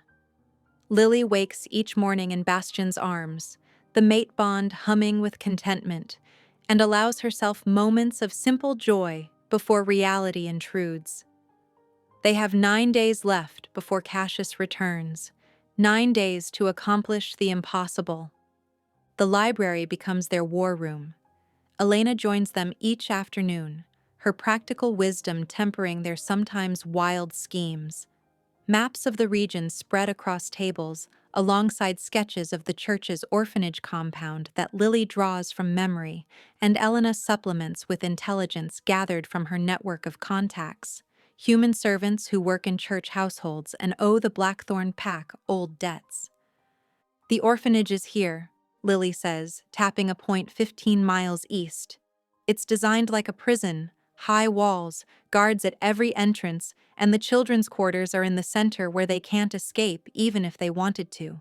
Thomas will be in the boys' dormitory, 3rd floor, east wing." Bastion studies the map with tactical precision, his alpha instincts for strategy evident in every question he asks. Guard rotations? Weaknesses in the walls? Blessed silver protections? Guards change every 6 hours, with the weakest shift being 3 to 6 in the morning. Lily recites, her training serving them now. The east wall has drainage issues. There's a section where the stone is crumbling that might be climbable. And yes, the compound is ringed with blessed silver charms that will burn you if you try to cross. "Then you go in alone while I create a distraction," Bastion says immediately. "Draw the guards to the front gates while you extract Thomas from the dormitory." "No." Lily's response is sharp and immediate. "I'm not leaving you to face church soldiers alone. The mate bond means if you're injured, I feel it. I can't function if I'm overwhelmed by your pain." Through the bond, she feels his frustration warring with protective instinct. He wants to shield her from danger, wants to be the one who risks everything, but he's learning that true partnership means accepting her strength alongside his own. Elena clears her throat. "Perhaps there's a third option. My contacts tell me that the silver charms are maintained by a single priest who conducts a ritual every new moon to renew their power. The next new moon is in 6 days, the night before Cassius's deadline. If we can delay this priest's ritual, the protections will fail for approximately 3 hours before the church notices and sends a replacement." "Delay?" Bastian asks with dark amusement. You mean kill? I mean persuade to take an extended nap elsewhere, Elena corrects primly. Father Miguel is old and tired, and for the right price, he might be convinced that his health requires a sudden journey to warmer climates. I have connections. Lily looks at the elderly woman with new respect. You've been planning this, she says, even before we asked for help. Elena's smile is sad and knowing. I've been hoping for this since the day I stayed with my cursed alpha instead of fleeing like a sensible person. The church destroyed my family too, child. I'm simply more patient in my revenge. Over the following days, their plan takes shape with meticulous detail. Elena will travel to the compound under the guise of delivering supplies, using her cover as a harmless old woman to scout the current layout and make contact with Father Miguel. Bastian will approach the main gates in his full monstrous glory at exactly 3 in the morning, drawing every guard to defend the entrance. In the chaos, Lily will scale the weakened east wall, navigate to the dormitory, extract Thomas, and escape the same way. What about after? Lily asks during one late-night planning session. Even if we succeed, Cassius will know where to find us. We can't stay at Blackthorn Manor. We won't, Bastian says, unrolling a different map, this one showing territories far to the north. There are wild lands beyond the church's reach, places where supernatural beings have formed communities. Other packs, vampire covens, witch circles, all refugees from persecution. We go there, regroup, and then... His eyes gleam with fierce determination. Then we come back for Cassius, but this time we'll have allies and time to plan properly. The idea of leaving Blackthorn Manor, the place that's become home despite its dark history, hurts more than Lily expected. But through the bond, she feels Bastian's readiness to abandon the past in favor of a future. The manor is just stone and memories. Their pack is wherever they stand together. They spend precious hours not just planning, but building the foundation of their new life. Bastian teaches Lily the old wolf traditions, the ceremonies that bind packs, the songs sung under full moons, the stories passed down through generations. She teaches him what she knows of the wider world beyond his forest, the politics and changes that have occurred during his cursed isolation. One evening, as they sit tangled together on the library sofa, Bastian takes her hand and speaks seriously. After we have Thomas safe, after we've escaped and found sanctuary, I want to do this properly, court you the way you deserve, marry you in both human and wolf traditions, build a pack with you, raise children who never know the fear we've lived with. Lily's throat tightens with emotion. Children? You've thought that far ahead? I've thought about everything, he admits, his thumb tracing the mate mark over her heart. Waking up with you every morning, teaching our daughter to shift for the first time, watching our son learn to be brave like his mother, growing old together, if fate allows, or dying together if it doesn't. I want it all with you. I want that too, Lily whispers, kissing him softly. A family, a real one, built on love instead of obligation. Children who choose their own paths instead of having them forced upon them. Then let's make it happen, Bastian says. 6 more days until we give Cassius the surprise of his life and take back our freedom. As the deadline approaches, their planning becomes more detailed, their training more intense. Bastian drills Lily on silent movement and quick extraction. She teaches him hand signals for communication across distance. Elena prepares supplies, travel packs, medical kits, forged documents that will help them move through human territories unnoticed. On the 5th night, as they lie in bed after making love, the mate bond pulses with a mixture of hope and dread. Tomorrow, Elena leaves to begin her part of the plan. The day after, they execute the rescue, and then everything changes. Whatever happens, Lily says, tracing the scars on Bastian's chest, I don't regret this.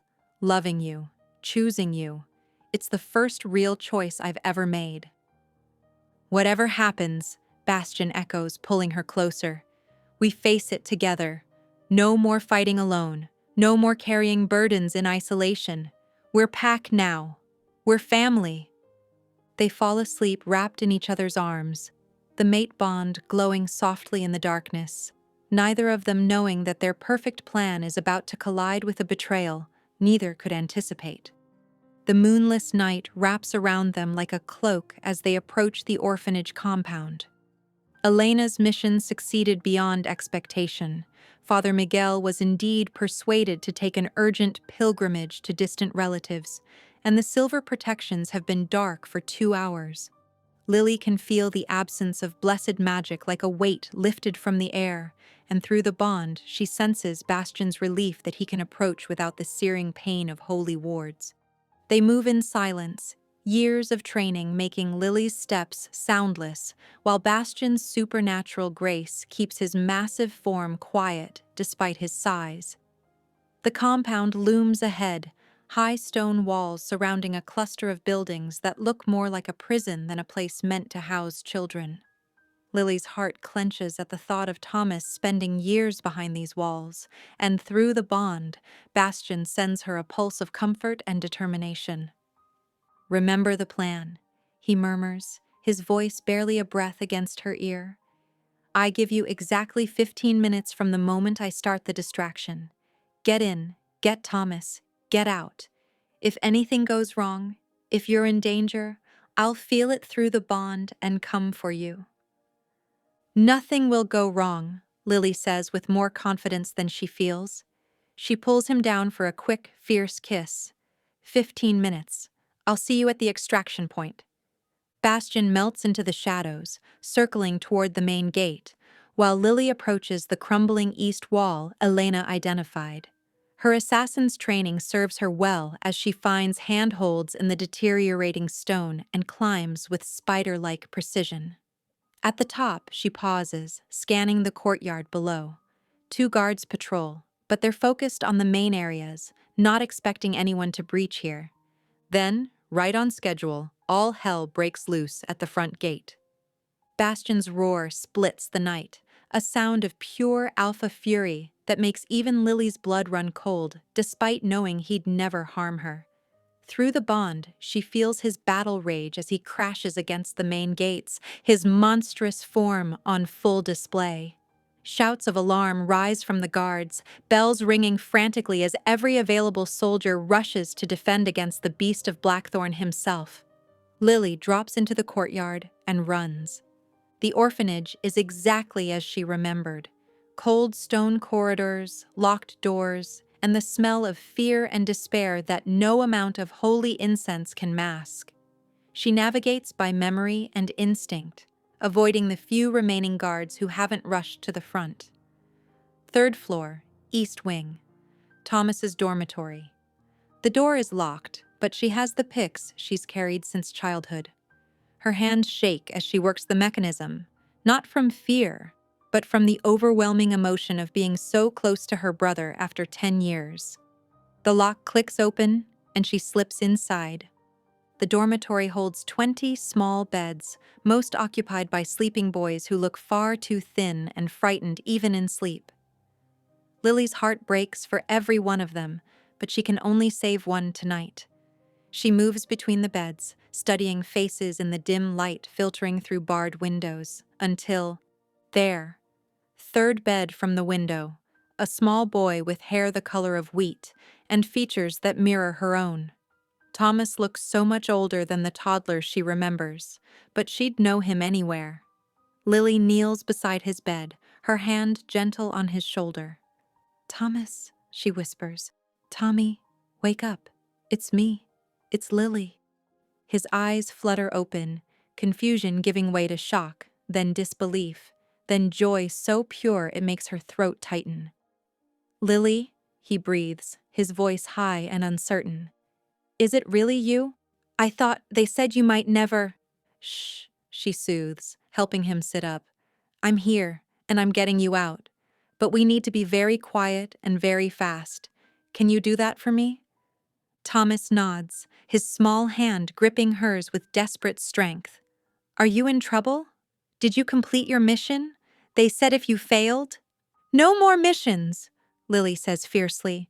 "No more church, no more threats. You're coming with me, and we're going to be free. Both of us." She wraps him in a cloak she brought, making sure he's warm, and leads him toward the door. They're halfway down the corridor when she hears it. Footsteps, heavy and purposeful, coming from the stairwell ahead. Too many to be a lone guard. Through the bond, she feels Bastian's alarm as he senses her spike of fear. "In here," she hisses, pulling Thomas into an empty classroom. They hide behind a heavy desk as guards rush past, their voices tense with discussion of the monster at the gate. After they pass, Lily risks a glance at the corridor, clear, but her window is closing fast. They make it to the first floor before disaster strikes. A guard rounds the corner and stops dead, his eyes widening at the sight of Lily in her dark clothing with a child in tow. For a heartbeat, no one moves. Then the guard's hand moves to his whistle. Lily's faster. She throws a knife with perfect precision, the blade burying in his throat before he can make a sound. He collapses, but the damage is done. Another guard saw, and his whistle pierces the air with 3 sharp blasts, the alarm for intruders inside the compound. "Run!" Lily commands, grabbing Thomas's hand and sprinting for the east wall. Behind them, she hears shouts, boots pounding on stone, the organized chaos of guards realizing they've been duped by the distraction. They burst into the courtyard, and Lily's heart sinks. Guards are already converging on their position, cutting off the route to the wall. She spins, assessing options, when through the bond, she feels Bastian's fury and determination. He's coming. The east wall explodes inward as Bastian crashes through it in his full wolf form, massive, terrifying, and magnificent. Guards scatter in panic as he lands in the courtyard, amber eyes blazing as they find Lily and Thomas. He lowers himself, and Lily doesn't hesitate. She lifts Thomas onto his back and climbs up behind her brother. "Hold on tight," she shouts to Thomas, wrapping her arms around him as Bastian surges forward. Guards try to block their path, but Bastian is unstoppable, a force of nature and fury tearing through everything between them and freedom. Silver weapons flash, and Lily feels Bastian's pain through the bond as a blessed blade grazes his shoulder, but he doesn't slow. They crash through the weakened section of wall that Lily used to enter, stones crumbling around them as Bastian leaps into the forest beyond. Behind them, the compound erupts in chaos, guards shouting, commanders barking orders, but nothing that can catch an alpha werewolf running full speed through his own territory. Thomas clings to Lily, his face buried in her shoulder, and she realizes he's crying, not from fear, but relief. "You came," he sobs. "You really came for me." "Always," Lily promises, holding him tight while her other hand grips Bastian's fur. "I'll always come for you." They run for miles before Bastian finally slows, stopping in a moonlit clearing where Elena waits with horses and supplies. The moment they dismount, Lily pulls Thomas into a fierce embrace while Bastian shifts back to his hybrid form, breathing hard from exertion and pain. "You're bleeding," Lily says, seeing the silver burn on his shoulder still smoking slightly. "It's nothing," he dismisses, but his eyes are on Thomas, the small boy who's staring at him with wide eyes, trying to reconcile the monstrous form with the creature who just saved him. "Hello, Thomas. I'm Bastian. I'm a friend of your sister's." To everyone's surprise, Thomas steps forward and hugs Bastian's leg, the only part he can reach. "Thank you," he says, his voice muffled against fur and muscle. "Thank you for saving me and Lily." Bastian's expression softens into something wondering and gentle. He kneels, bringing himself closer to Thomas's eye level. "You're pack now," he says simply. "Family. And I protect my family." Elena wipes tears from her eyes as she watches the moment. "We should move," she says gently. "They'll organize pursuit soon." The safe house is 2 hours' ride north. As they mount the horses, Thomas riding with Lily, Bastian in his wolf form ranging ahead as guard, Lily feels the mate bond practically singing with joy. They did it. Against all odds, they rescued Thomas, and they're all alive and together. For the first time in her life, she has a real family, not bound by obligation or threat, but by choice and love. Is he your mate? Thomas asks softly as they ride, watching Bastian's massive form moving through the trees with protective vigilance. Yes, Lily says, not seeing any point in hiding the truth. I know he looks scary, but he's good, Tommy. He's the best man I've ever known. He saved me when he didn't have to, Thomas says with the simple wisdom of children. That makes him a hero in my book.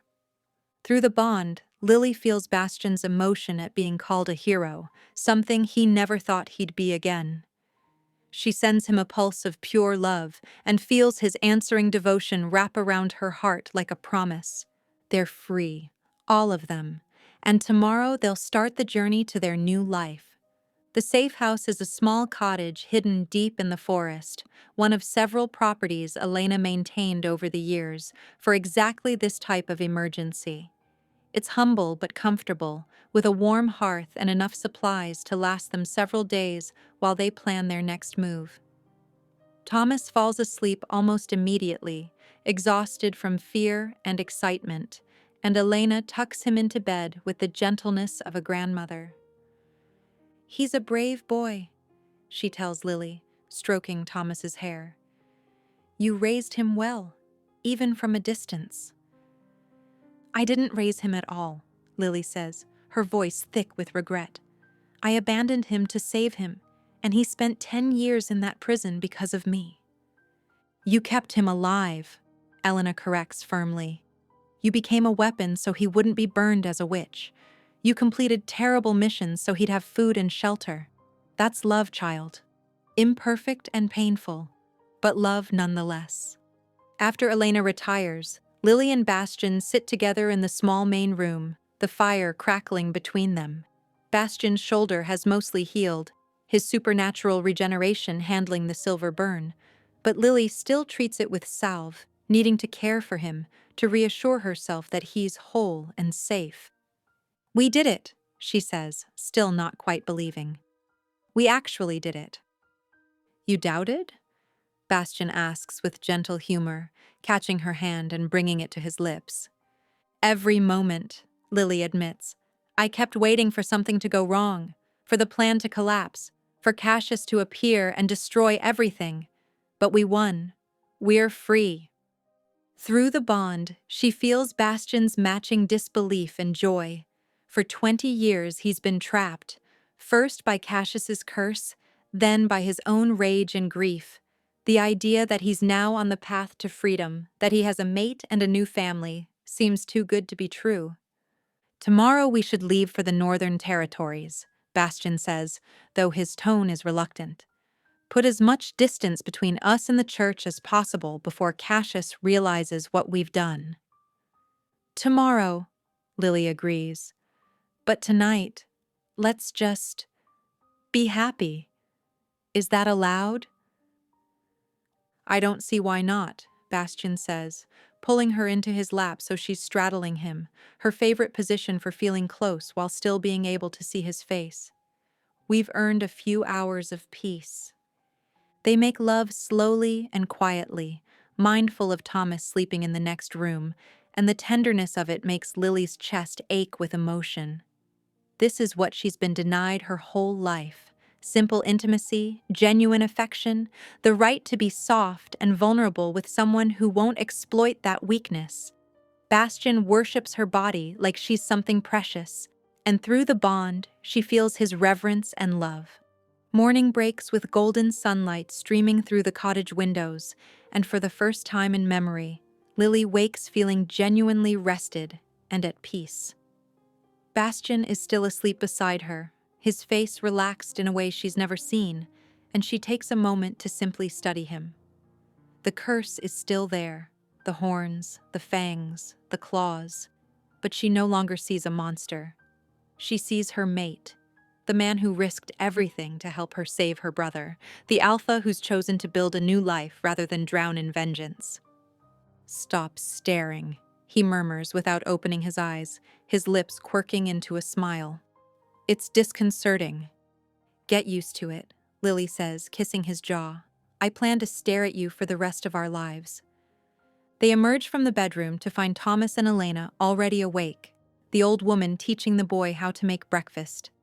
Thomas's face lights up when he sees Lily, and he runs to hug her with the enthusiasm of a child who's been starved for affection. "Elena says we're going on an adventure," he chatters excitedly. "To the north, where there are other packs and witch circles and all kinds of magic. Will I get to see wolves run under the full moon? Will you teach me about herbs? Can Bastian teach me to be brave like him?" Bastian chokes on his tea at being called brave, and through the bond, Lily feels his disbelief warring with pleasure. "I can try," he says gruffly, "though your sister is braver than I'll ever be." After breakfast, Bastian makes a suggestion that surprises everyone. "There's a place I want to show you," he says, "before we leave this territory forever. A sacred place where my pack used to gather."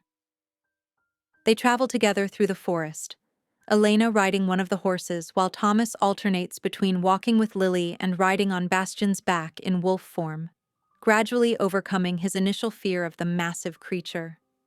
The day is beautiful, crisp and clear, and the forest feels alive with possibility.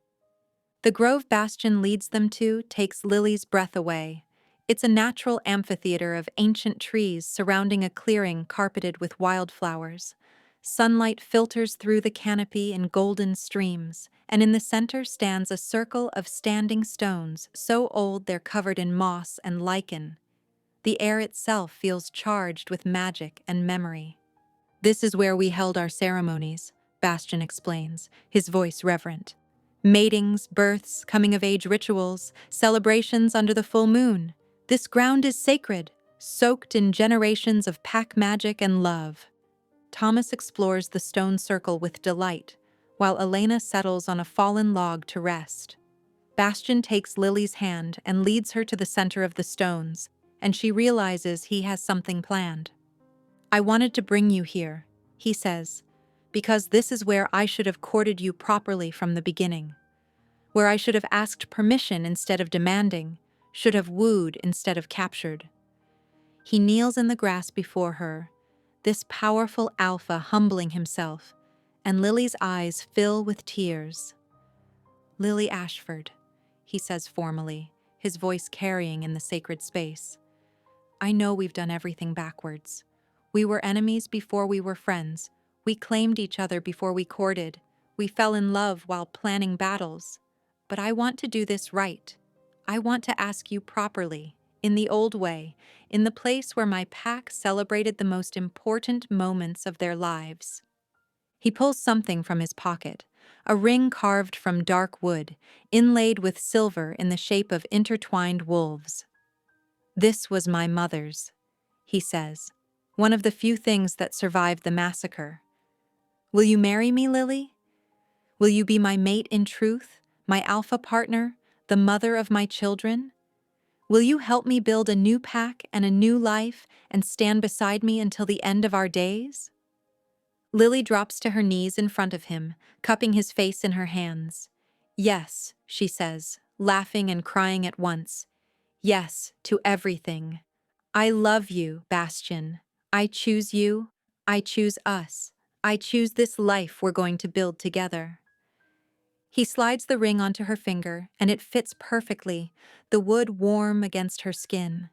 Then he's kissing her, and the grove seems to approve. The stones humming with ancient magic, the trees rustling with joy, and through the mate bond, their happiness amplifies until it feels like the whole forest is celebrating with them. Thomas runs over, bouncing with excitement. "Does this mean Bastian is going to be my brother?" he asks hopefully. "Better," Lily says, pulling him into their embrace. "He's going to be your pack, your alpha, your family." They spend the afternoon in the sacred grove, and it's perfect. Elena tells Thomas stories about the old pack, while Bastian teaches him to identify different plants and animal tracks.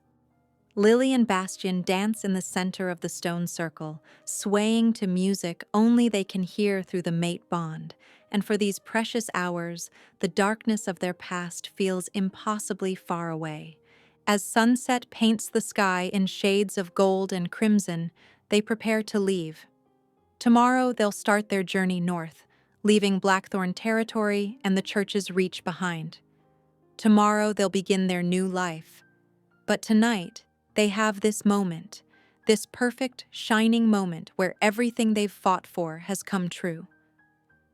"Thank you," Lily tells Bastian as they walk back toward the cottage, Thomas riding sleepily on his back while Elena leads the horse.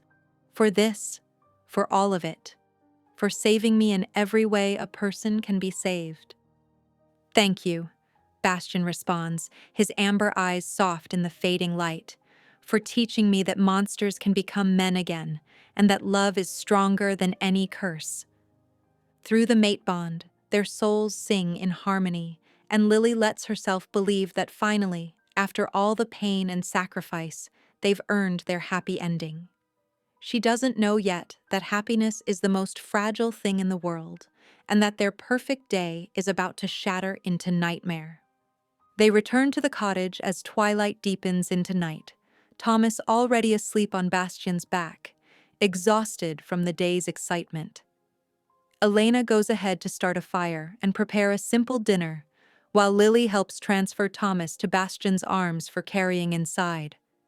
The domestic normalcy of it, walking home as a family after a perfect day, fills her with contentment so profound it almost hurts. The first sign something is wrong is the silence.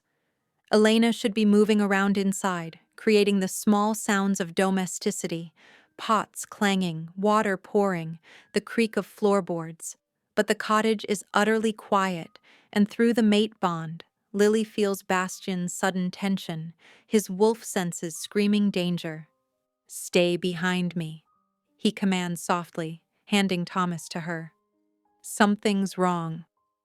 The door hangs slightly open when it should be closed against the evening chill. Bastian pushes it fully open with one clawed hand, and they step into a nightmare. Elena sits rigid in a chair by the hearth, a silver blade pressed to her throat by one of Cassius's witch hunters. More hunters line the walls, 10, 12, too many, all armed with blessed silver and crossbows loaded with silver-tipped bolts. And in the center of the room, sitting in Bastian's favorite chair as if he owns it, is Father Cassius Thorne himself. "Welcome home, children," Cassius says pleasantly. "We've been waiting for you." Lily's blood turns to ice. Through the bond, she feels Bastian's fury and calculation. He could fight, could try to tear through the hunters to protect them, but not without Thomas or Elena being killed in the crossfire. They're trapped. "How?" Lily asks, the word torn from her throat. "How did you find us?" "Oh, Lily," Cassius says with false sadness. "Did you really think I wouldn't plan for every contingency? I've been preparing this operation for months, and your rescue mission played out exactly as I predicted it would." He stands, circling them like a predator with captured prey. "You see, I knew you'd fall for the beast through the mate bond. It's basic werewolf biology. Put a potential mate in close proximity, add danger and emotion, and the bond manifests inevitably. I counted on it." The truth hits Lily like a physical blow. "You wanted the mate bond to form," she breathes. "Everything. Sending me here, the threats about Thomas, even giving me 2 weeks. It was all manipulation to push us together." "Very good," Cassius praises mockingly. "An unbonded alpha is powerful, but a mated alpha is exponentially more so. The mate bond amplifies transformation abilities, strengthens pack magic, makes the alpha nearly unstoppable when properly controlled." He pulls something from his robes, Lily's silver hairpin from that first failed assassination attempt. "Do you remember this, my dear? The poison I told you would incapacitate him? I lied. It wasn't poison. It was a slow-acting alchemical compound designed to spread through the bloodstream and lie dormant until activated. Bastion's eyes widen with horrified understanding. The mate bond, he growls. Every time it flared with strong emotion, it spread the compound further through your system, Cassius confirms cheerfully. Bonding to Lily, claiming her, the rescue mission, today's lovely proposal in the sacred grove, each surge of emotion through the mate bond accelerated the integration. And that transformation you experienced earlier when your curse started to break? That was the final catalyst. He snaps his fingers, and Bastion collapses with a roar of agony, his body convulsing. Through the mate bond, Lily feels it, ice spreading through his veins, the compound activating all at once, locking his muscles and sending lightning bolts of pain through every nerve. She screams, doubling over as phantom agony tears through her own body. "Stop it!" Thomas cries, trying to run to Lily before a hunter grabs him. "Let them go!" "Ah yes, little Thomas," Cassius says, turning his cold eyes on the boy. "Thank you for being such excellent motivation for your sister. Your suffering ensured her compliance for years, but I'm afraid you've outlived your usefulness." "No," Lily gasps, fighting through the pain to look up at him. "You promised. The deal was, I complete missions and Thomas stays safe." "The deal," Cassius says coldly, "was based on me needing you as an assassin. But you failed to kill the beast as ordered. You betrayed the church by falling in love with a monster. You stole church property, your brother, and helped an abomination escape justice. Our deal is void." He nods to the witch hunter holding Elena, and Lily watches in horror as the blade presses harder against the old woman's throat. "Wait!" she screams.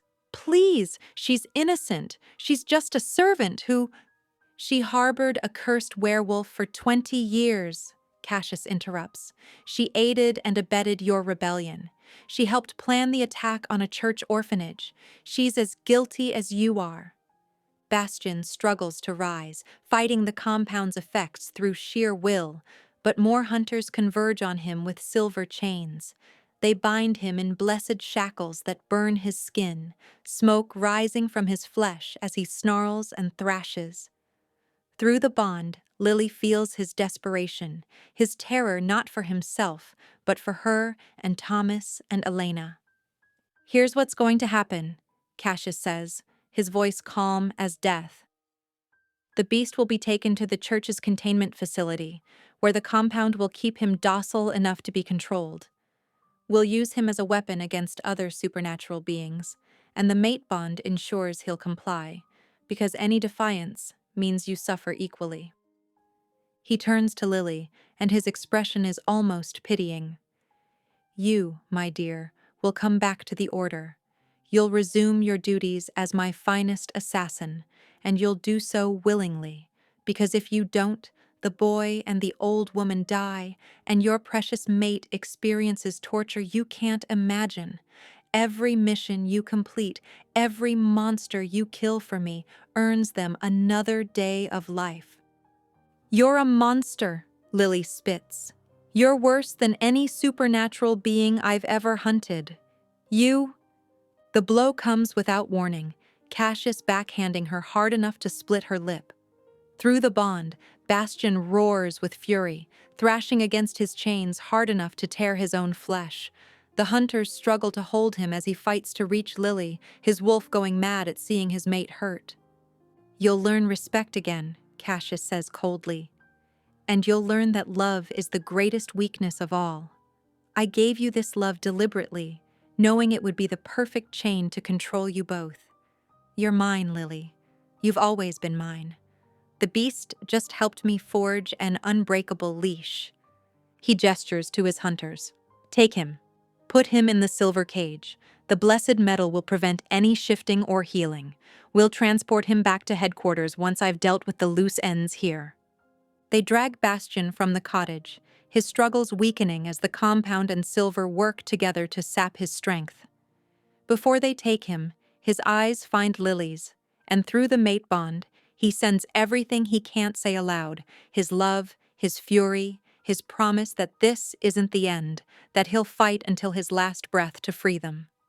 Then he's gone, hauled into the night, and Lily feels the mate bond stretch with painful tension, like a rope pulled too tight. She can still feel him, still sense his presence, but the connection is muffled by distance and silver and the alchemical compound poisoning his system. Cassius turns to the witch hunter holding Elena.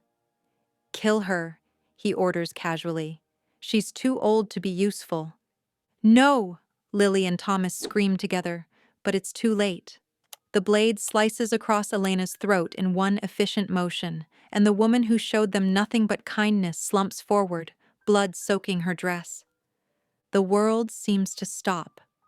Lily stares at Elena's body, at the woman who became their friend and ally and grandmother figure, and something breaks inside her. Through the mate bond, she feels Bastian's anguish. He sensed Elena's death through their connection, feels Lily's devastation as if it were his own. "Now then," Cassius says, pulling Lily roughly to her feet, while another hunter restrains Thomas. "Let's discuss the new terms of your service. And Lily?" His smile is cruel and cold. "Welcome home." As they're forced from the cottage, Lily in chains, Thomas crying, Elena's body left cooling by the hearth, Lily sends one final message through the mate bond to Bastian. "I love you. I'm sorry. I'll find a way to save us. I promise." His response is faint, weakened by silver and distance, but it carries absolute conviction. "We're not done. This isn't the end. I will come for you. We will win."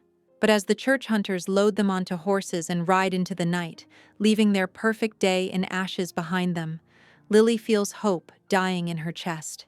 They were so close to freedom, so close to happiness. And Cassius took it all, as he's always taken everything, because that's what monsters do. They destroy beautiful things.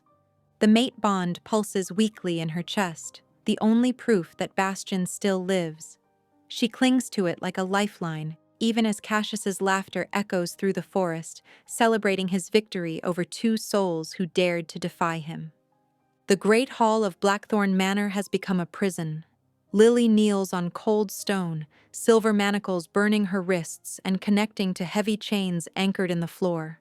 Across from her, perhaps 20 feet away, Bastian hangs suspended in a cage of blessed silver, the holy metal searing his flesh wherever it touches. The smell of burning skin fills the air, making her stomach turn, and through the mate bond, she feels every moment of his agony as if it were her own. Cassius has made sure they can see each other but not touch, can feel each other's suffering but not offer comfort. It's a special kind of torture, and he's clearly enjoying it. Thomas is locked in one of the manor's cells below, and that knowledge sits like a stone in Lily's chest. She failed him. She failed everyone. Elena is dead. Bastian is dying slowly from silver poisoning and the alchemical compound, and she's chained and helpless, exactly where Cassius wanted her all along. "I must admit," Cassius says, strolling between them like a conductor admiring his orchestra, "this has worked out better than I could have hoped. The beast of Blackthorn finally contained. The Order's most promising weapon, ready to return to service. And a valuable child asset to ensure continued compliance. It's really quite perfect." Lily doesn't respond.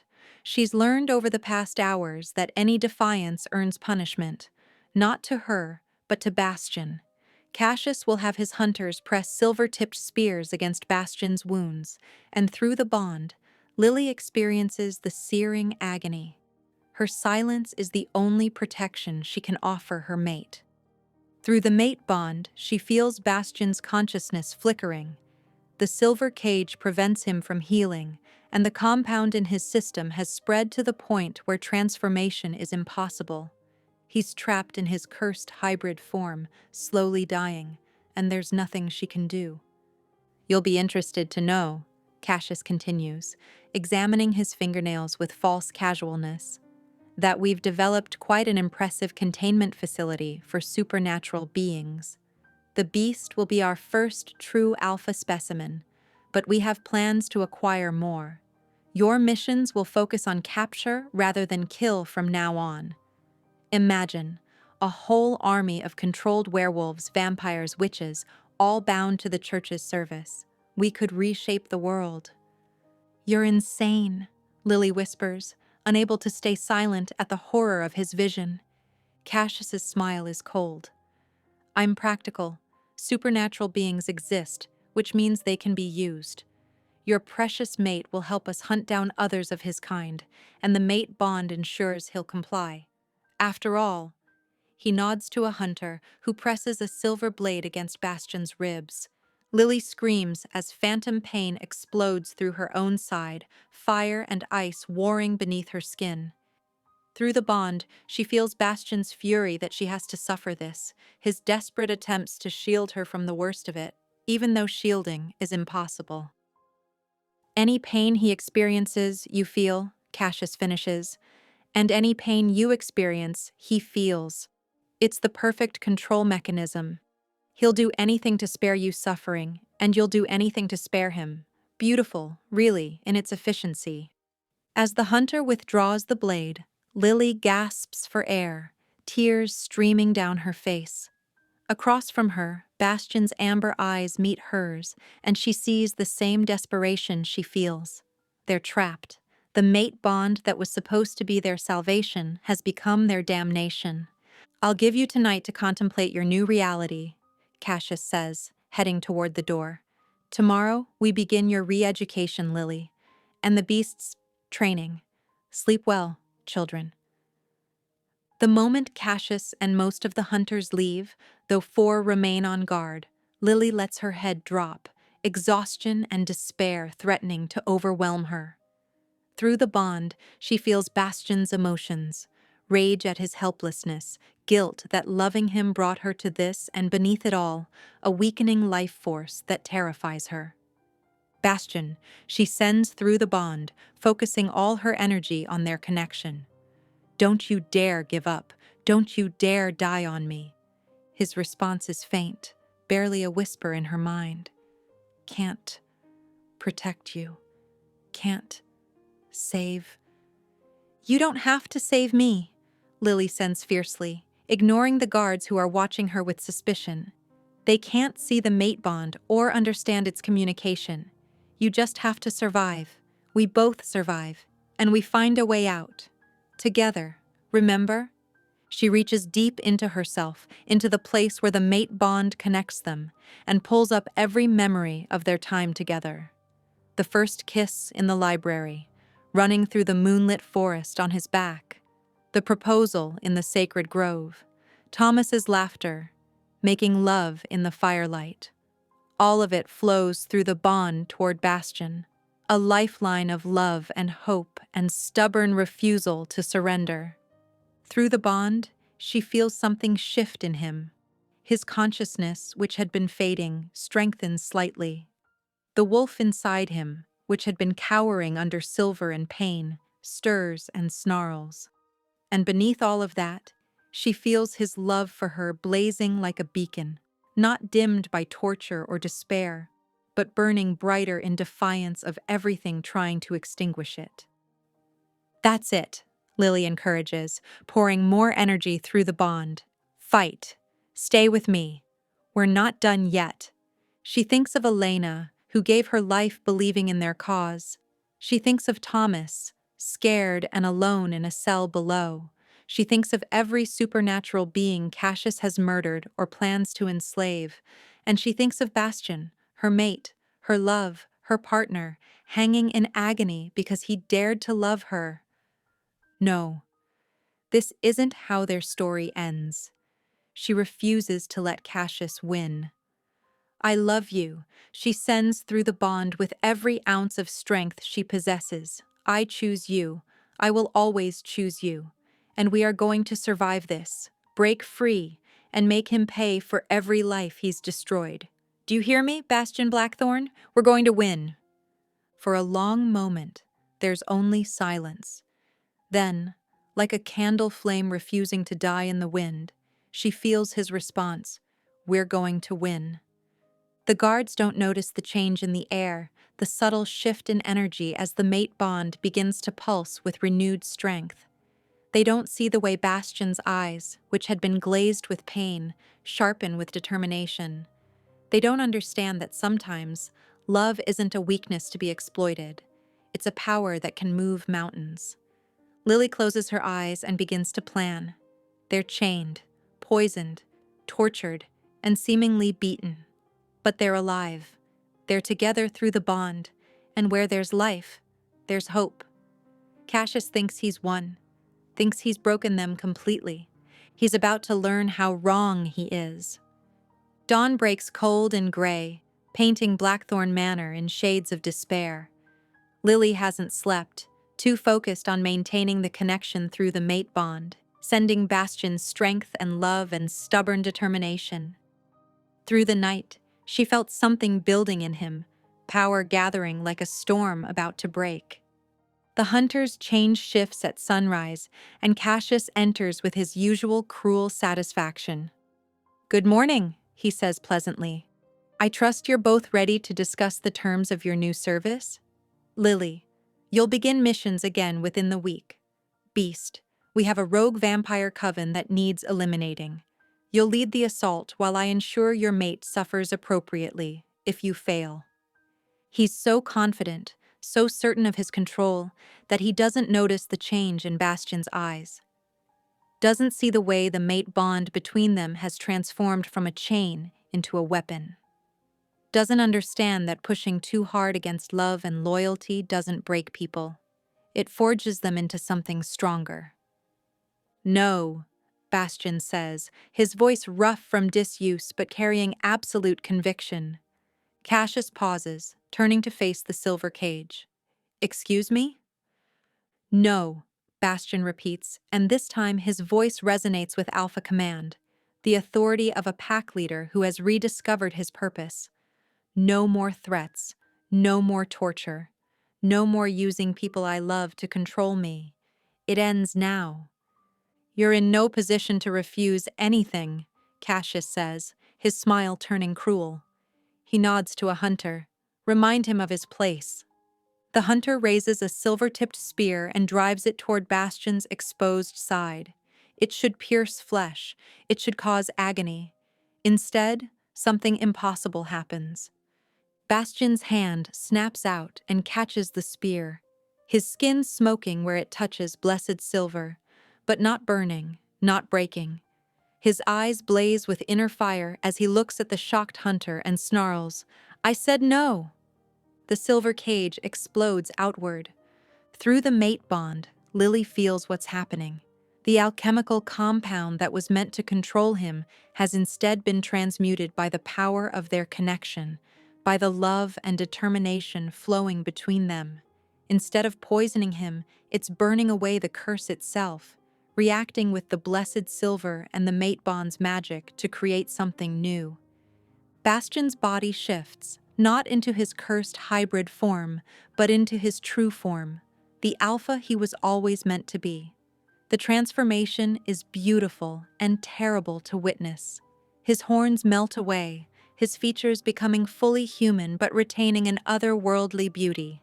The curse's corruption burns away like morning mist, revealing the man beneath. Then he shifts again, this time into his wolf form, and it's nothing like the cursed beast. This is a true alpha wolf, massive and magnificent, coat gleaming midnight black, eyes burning with ancient power. He's enormous, easily the size of a small horse, and when he throws back his head and howls, the sound shakes the very foundations of the manor. "Impossible," Cassius breathes, stumbling backward. "The compound should have. The curse shouldn't." "You underestimated love," Bastian growls, shifting back to human form but now in perfect control. He's naked, covered in burns and wounds from the silver, but healing visibly as his true alpha regeneration kicks in. "You thought the mate bond was a weakness. You were wrong. It made me stronger than I've ever been." The hunters raise their weapons, but Bastian is already moving. He tears through them like a force of nature, not killing, but disarming and incapacitating with brutal efficiency. Silver blades that should wound him barely slow him down now that the curse is broken.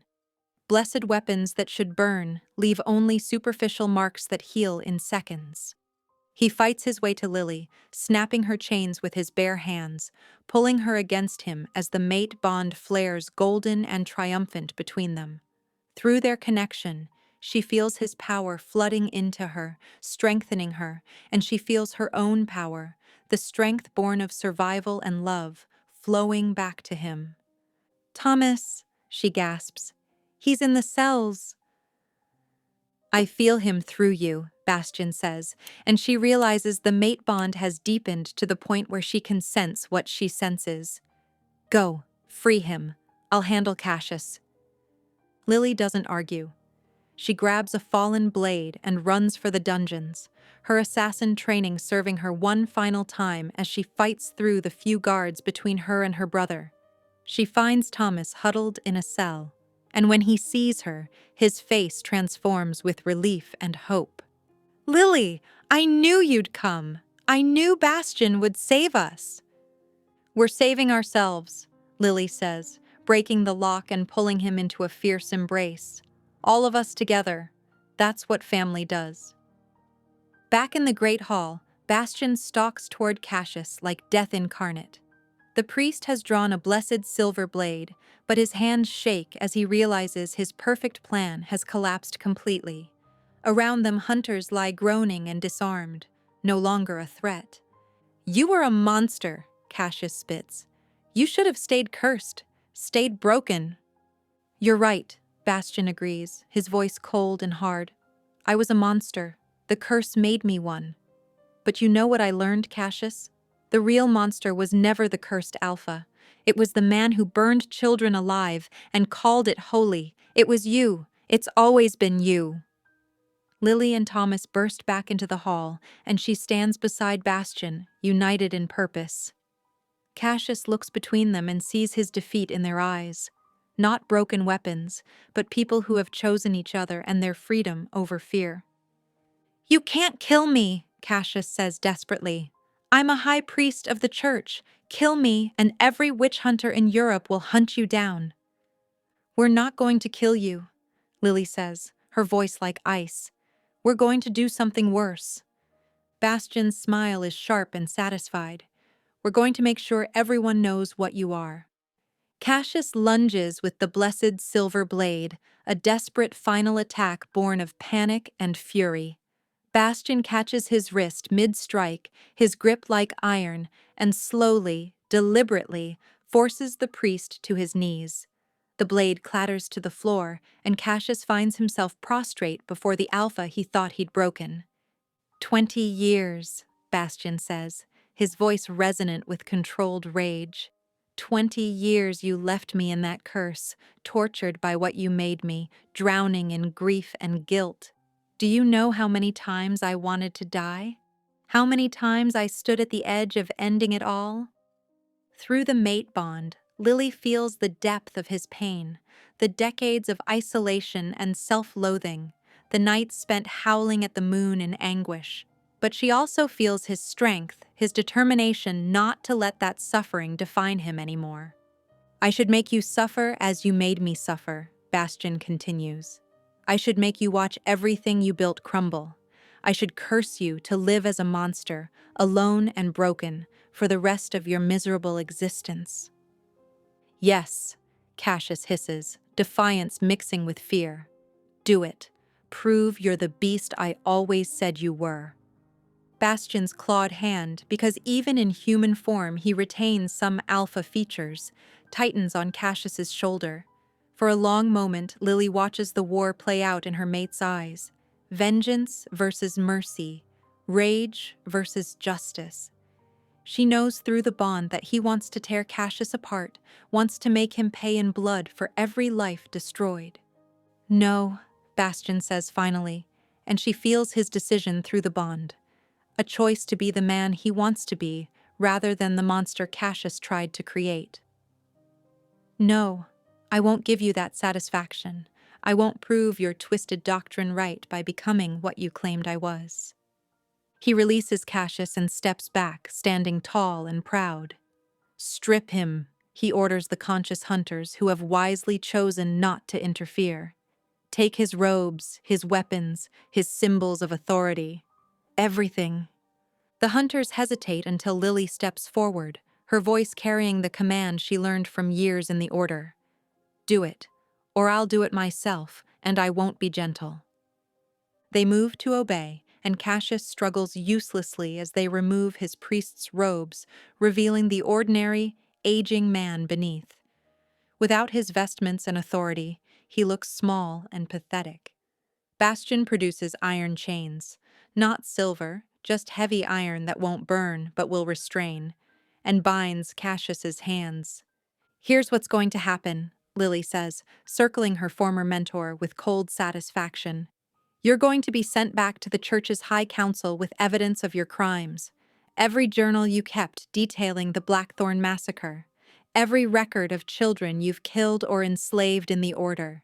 Every documentation of dark rituals that violate church doctrine. Bastion holds up a leather-bound journal, Cassius's own, retrieved from his quarters. Did you really think I wouldn't find these? He asks. 20 years in this manner gave me plenty of time to search. You kept records of everything, Cassius. Your arrogance made you meticulous. These pages describe the massacre in loving detail, how you enjoyed watching children burn, how you used dark magic to create the curse, how you've been enslaving supernatural beings for your own power. Cassius's face drains of color. The church will never believe. They'll believe their own priest's handwriting, Lily interrupts. They'll believe the testimony of their finest assassin who's ready to expose the Order of the Silver Rose and every crime committed in its name. They'll believe because we'll make it impossible not to. Thomas, who has been watching with wide eyes, steps forward. And they'll believe me, he says, his young voice surprisingly strong. I'm just a kid. I can tell them everything about the orphanage, the hunger, the beatings, the threats. People listen to children when they tell the truth about suffering. Bastion crouches to Thomas's level and grips his shoulder with respect. You're brave, little brother. Your sister raised you well. Actually, Thomas says with a small smile, I think we all raised each other.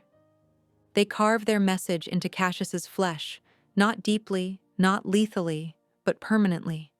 Across his chest in letters that will scar, the beast of Blackthorn is dead. The Alpha has returned. Stay out of our territory. It's brutal, but it's also merciful compared to what Cassius deserves. As the surviving hunters prepare to transport their disgraced leader, Cassius looks at Lily with something that might be genuine emotion beneath his rage. I made you, he says. Everything you are, I created. You were nothing before I took you. You're right, Lily agrees and sees his surprise. You did make me into a weapon. You taught me to kill, to manipulate, to survive at any cost. But you know what? I'm taking those skills and using them for something better. I'm going to protect people instead of hunt them. I'm going to build instead of destroy. So thank you, Father, for making me strong enough to defeat you. She leans close, her voice dropping to a whisper meant only for him. And when you're rotting in whatever cell the church puts you in, when you're branded a heretic and stripped of everything you valued, remember this. You gave me the tools to destroy you. Every lesson, every torture, every attempt to break me, it all made me strong enough to stand here and watch you fall. That's your legacy. Cassius is dragged away screaming threats and curses, but they ring hollow now. The hunters haul him onto a horse, the journals and evidence secured in saddlebags, and the small group departs Blackthorn Manor, heading toward church headquarters, and a reckoning decades overdue. As the last hunter disappears into the forest, Lily sags against Bastion, suddenly exhausted. The mate bond pulses with shared relief and grief. Elena's death still aches like an open wound, and the trauma of the past days will take time to heal. But they're alive, they're free, and Cassius will never hurt anyone again. "Is it really over?" Thomas asks, his hand finding Lily's. "The battle is," Bastian says, wrapping his arm around both of them. "But now we get to do the harder work, building something new from the ashes. Are you ready for that?" Thomas nods solemnly. "As long as we're together?" Through the mate bond, Lily feels Bastian's love and determination, and she knows that whatever comes next, they'll face it as they've faced everything, together, as pack, as family. The days following Cassius's defeat blur together in a haze of recovery and transformation. Bastian's wounds, both physical from the silver and emotional from 20 years of curse, heal slowly but surely, aided by Lily's constant presence and the mate bond's strengthening power. She tends his burns with salves Elena taught her to make, and through their connection, she pours love and healing energy directly into his soul. Thomas proves invaluable in unexpected ways. The gift he discovered at Blackthorn, his ability to communicate with wolves and other animals, manifests more strongly each day. He helps them locate and contact scattered supernatural beings who heard rumors of the beast's transformation and Cassius's fall, cautiously approaching to see if the stories are true. The first to arrive is a young wolf named Marcus, barely 20, who approaches the manor with hands raised in peace. "I heard the Alpha of Blackthorn broke his curse," he says, his voice shaking with hope and fear. "I heard he's building a new pack. I was exiled from my birth pack for being too weak, and I've been alone for 3 years. Please, I just want to belong somewhere again." Bastian, still adjusting to his restored alpha authority, feels the pull to accept this lost wolf. Through the mate bond, he confers with Lily, who reads Marcus with her assassin's assessment skills and finds only genuine need and honesty. "Welcome to Blackthorn Pack," Bastian says formally and watches Marcus collapse with relief. "You're not weak. You've survived alone for 3 years, which takes more strength than most can imagine. We're building something new here, something based on choice and safety rather than dominance and fear. If that appeals to you, you have a home." More come in the following weeks. A witch named Sarah, no relation to Bastian's lost mate, but the name makes him smile sadly, who fled the church's persecution and has been hiding her gifts for a decade. 2 vampire siblings who refuse to feed on innocence and seek community with others who value life. A half-dozen humans who know the truth about supernatural beings and choose to stand with them rather than against them. Lily watches Blackthorn Manor transform from a tomb of memories into a living sanctuary. The halls that once echoed with emptiness now ring with voices and laughter. The training yard where Bastian's pack once practiced is cleaned and restored, used again to teach young wolves control and older ones combat skills. The library becomes a school where Thomas teaches reading to those who never learned, and where Sarah shares her knowledge of protective magic. "We need a new name," Bastian says one evening as he and Lily watch the growing community gather for dinner in the Great Hall. "Blackthorn Manor carries too much weight of the past. This place is different now." "Haven," Thomas suggests from his seat nearby, his young face thoughtful. "That's what it is, right? A safe haven for people who need one." Through the mate bond, Lily feels Bastian's immediate love for the name, and she nods agreement. Haven. Perfect. They hold a ceremony that night, with everyone gathered under the stars in the courtyard. Bastian formally renames the estate, and Lily uses paint and Elena's guidance. The old woman may be gone, but her wisdom lives on in their hearts. To mark the entrance with the new name, Haven. A place where the hunted can rest, where the different can belong, where love and choice matter more than power or blood. As the community grows, so does Lily's role. She's no longer an assassin, but something better, a protector and teacher. She trains those who want to learn self-defense, passing on her skills with the understanding that they should only be used to protect, never to hunt. Some nights, when the weight of her past threatens to crush her, Bastion holds her while she cries for the people she killed under Cassius's orders. Good people who only wanted to survive, like the community she's now helping build. They'd forgive you, Bastion whispers during one such night. If they could see what you've become, what you're doing with the skills you learned, they'd understand that you were a victim too. Do you really believe that? Lily asks. I know it, he says firmly, because I forgive you, even though you came to kill me, because Elena forgave you, because everyone here who's heard your story sees that you broke free from the person who controlled you and chose something better. That's what matters, not what we were forced to be, but who we choose to become. Winter gives way to early spring, and Haven's population reaches 40 souls: wolves, witches, vampires, humans, and even a few creatures Lily never knew existed. They farm the land together, hunt in the forests, with respect for nature, and defend their borders against those who would harm them. Word spreads through the supernatural underground. There's a place now where you can be safe, where an alpha and his mate welcome all who come in peace. One morning, Lily wakes feeling strange. Not ill, exactly, but different. Through the mate bond, she feels Bastion's immediate concern, his alpha instincts picking up on the change in her scent before she consciously understands what's happening. Lily, he says carefully, his hand moving to her still flat stomach with wondering gentleness. I think. Are you?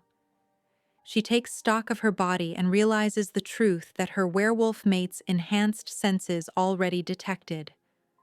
I'm pregnant, she whispers, joy and terror warring in her chest. We're going to have a baby. Bastion's whoop of joy echoes through Haven, and within minutes they're surrounded by their pack, their family, celebrating the news with tears and laughter and fierce hugs.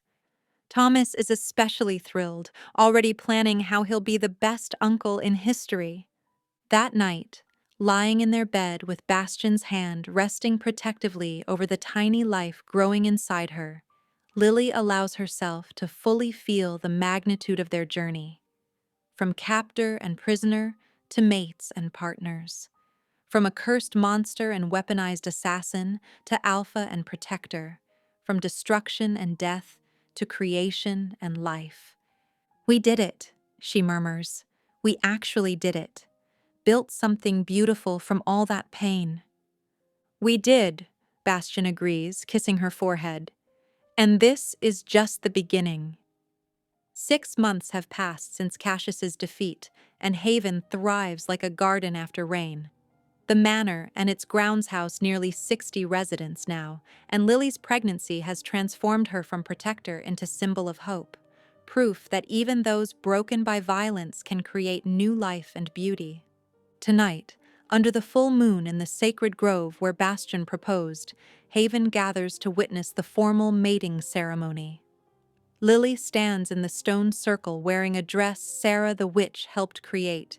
Simple but beautiful, white fabric embroidered with silver wolves and lilies that catch the moonlight.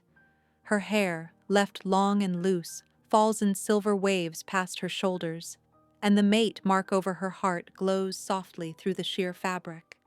Bastion waits for her in the circle's center, and Lily's breath catches at the sight of him. In his true form, no longer cursed, fully himself, he's devastating.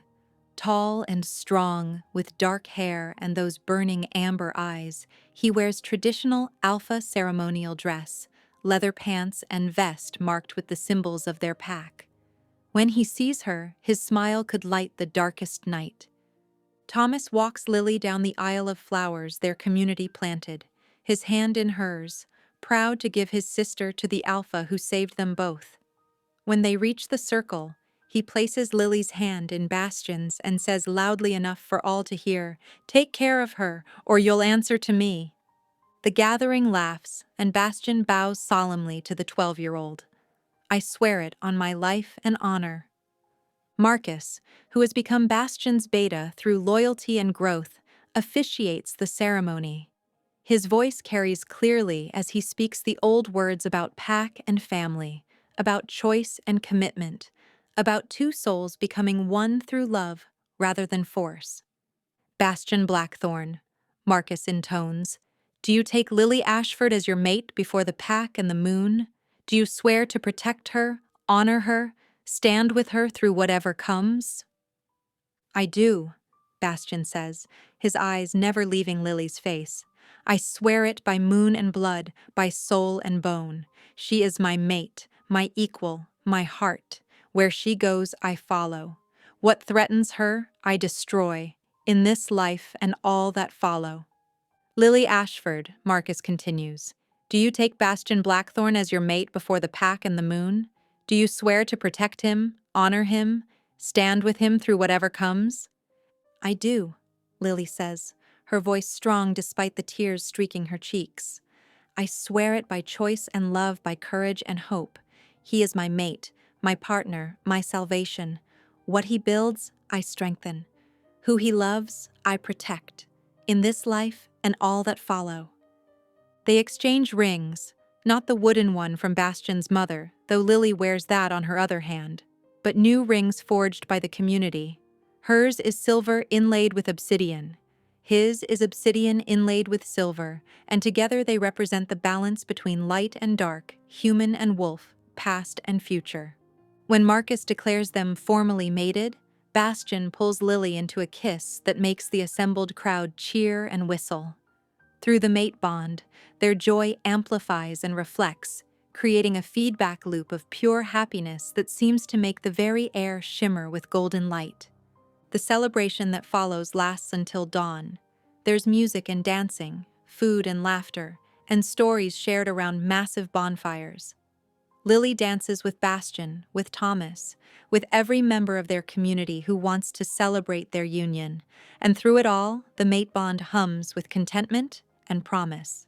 As the sun rises, painting the grove in shades of gold and pink, Bastion and Lily slip away from the celebration to walk alone among the ancient stones. Lily's hand rests on her swelling belly, 5 months along now, carrying a daughter they've already named Elena in honor of the woman who believed in them. Do you think she's watching? Lily asks, meaning Elena, meaning Bastion's original pack, meaning everyone they've lost along the way. I know they are, Bastion says, his arm around her shoulders as they watch the sunrise. And I think they're proud of what we've built, Elena especially. She always said the pack would live again. And it does, Lily agrees. Different than before, but maybe better. No one here is bound by hierarchy or blood. Everyone chose to come, chose to stay, chose this family. They stand in comfortable silence, watching as their community begins to stir. Thomas organizing a breakfast crew with Sarah, Marcus, and some of the wolves heading out for a morning patrol. The vampires retreating to their darkened quarters, and humans and witches beginning the day's work of tending gardens and maintaining Haven's defenses. I have something to tell you, Bastion says, turning to face her fully. Word came yesterday from one of our scouts. The church has officially denounced Cassius. He's been excommunicated, stripped of all authority, and imprisoned for his crimes against church doctrine. The Order of the Silver Rose has been disbanded. Lily absorbs this, feeling a complex mix of satisfaction and closure. It's really over then. He can't hurt anyone else. It's over, Bastion confirms. We're free. All of us. As if responding to her parents' emotions, the baby kicks strongly against Lily's hand. She guides Bastion's palm to the spot, and they stand together feeling their daughter's movements, proof of the future they're creating. What do you think she'll be? Lily wonders. Wolf or human? Both, Bastion says confidently. The best of both worlds, strong like her mother, protected by her pack, growing up knowing she's loved and chosen and valued for exactly who she is. Not a weapon, Lily murmurs. Never a weapon. Bastion agrees fiercely. A person with choices and dreams and the freedom to pursue them. That's what we're building here. A world where our children can be themselves without fear. And if the church comes for us again? If more hunters arrive? Bastion's smile is sharp and confident. Then they'll find not a cursed beast living alone, but an alpha with a pack and a mate and a family worth fighting for. We'll defend what we've built. Together. They return to Haven hand in hand, walking through gardens that are beginning to bloom with spring flowers. Children, both human and wolf cubs, play under the watchful eyes of their parents. The manor itself looks different in the morning light, no longer gothic and forbidding, but warm and welcoming, windows open to let in fresh air and sunlight. Thomas runs up to them, his face bright with excitement. "Lily! Bastion! We're making a special breakfast for you." "Well, Sarah's making it because I almost burned the eggs, but I helped." "We wouldn't miss it," Lily says, ruffling his hair. As they enter the great hall, no longer empty and echoing, but filled with their family gathered around tables laden with food, Lily pauses to take in the scene. 6 months ago, she was a weapon planning to kill the monster in this house. Now she's his mate, carrying his child, surrounded by a community built on love and choice. Bastion feels her emotion through the bond and pulls her close, his hand protective on her belly. "No regrets?" he asks softly. Lily looks up at him, her mate, her alpha, her home, and smiles. "Not a single one. You? Only that I can't go back and tell my cursed, broken self that this was waiting, that suffering wasn't the end, but the beginning of something beautiful." "Maybe he knew," Lily says. "Maybe that's why he didn't give up, even when it would have been easier. Some part of him knew you were meant for more than darkness." "We both were," Bastion agrees, kissing her forehead. "We were meant for this, for each other, for this family and this life." As they join their pack for breakfast, surrounded by laughter and love and the promise of the future growing inside her, Lily sends one final thought through the mate bond. "Thank you for keeping me. Thank you for seeing me. Thank you for loving me." Bastion's response wraps around her heart like a vow. "Thank you for choosing me. Thank you for saving me. Thank you for being my miracle." Outside, the sun climbs higher, painting Haven in golden light. In the distance, wolves howl in celebration, not of dominance or territory, but of pack and family. And in the great hall of what was once Blackthorn Manor but is now simply Haven, two souls who were broken by cruelty have created something whole and beautiful. Their story began with betrayal and ended with triumph. What started as a dark tale of beast and assassin transformed into a romance for the ages, proof that love can break any curse, that choice is more powerful than fate, and that even the darkest nights eventually give way to dawn. And in the months and years to come, as their daughter grows strong and wise, as Haven becomes a beacon for all who seek safety, as their pack thrives and their legend spreads, Lily and Bastion will remember this morning, the first day of forever, the beginning of the life they chose together. The beast and his Lily, no longer captor and prisoner, monster and weapon, but mates and partners, building a kingdom not of fear but of hope. And they lived, as all the best stories promise, happily ever after,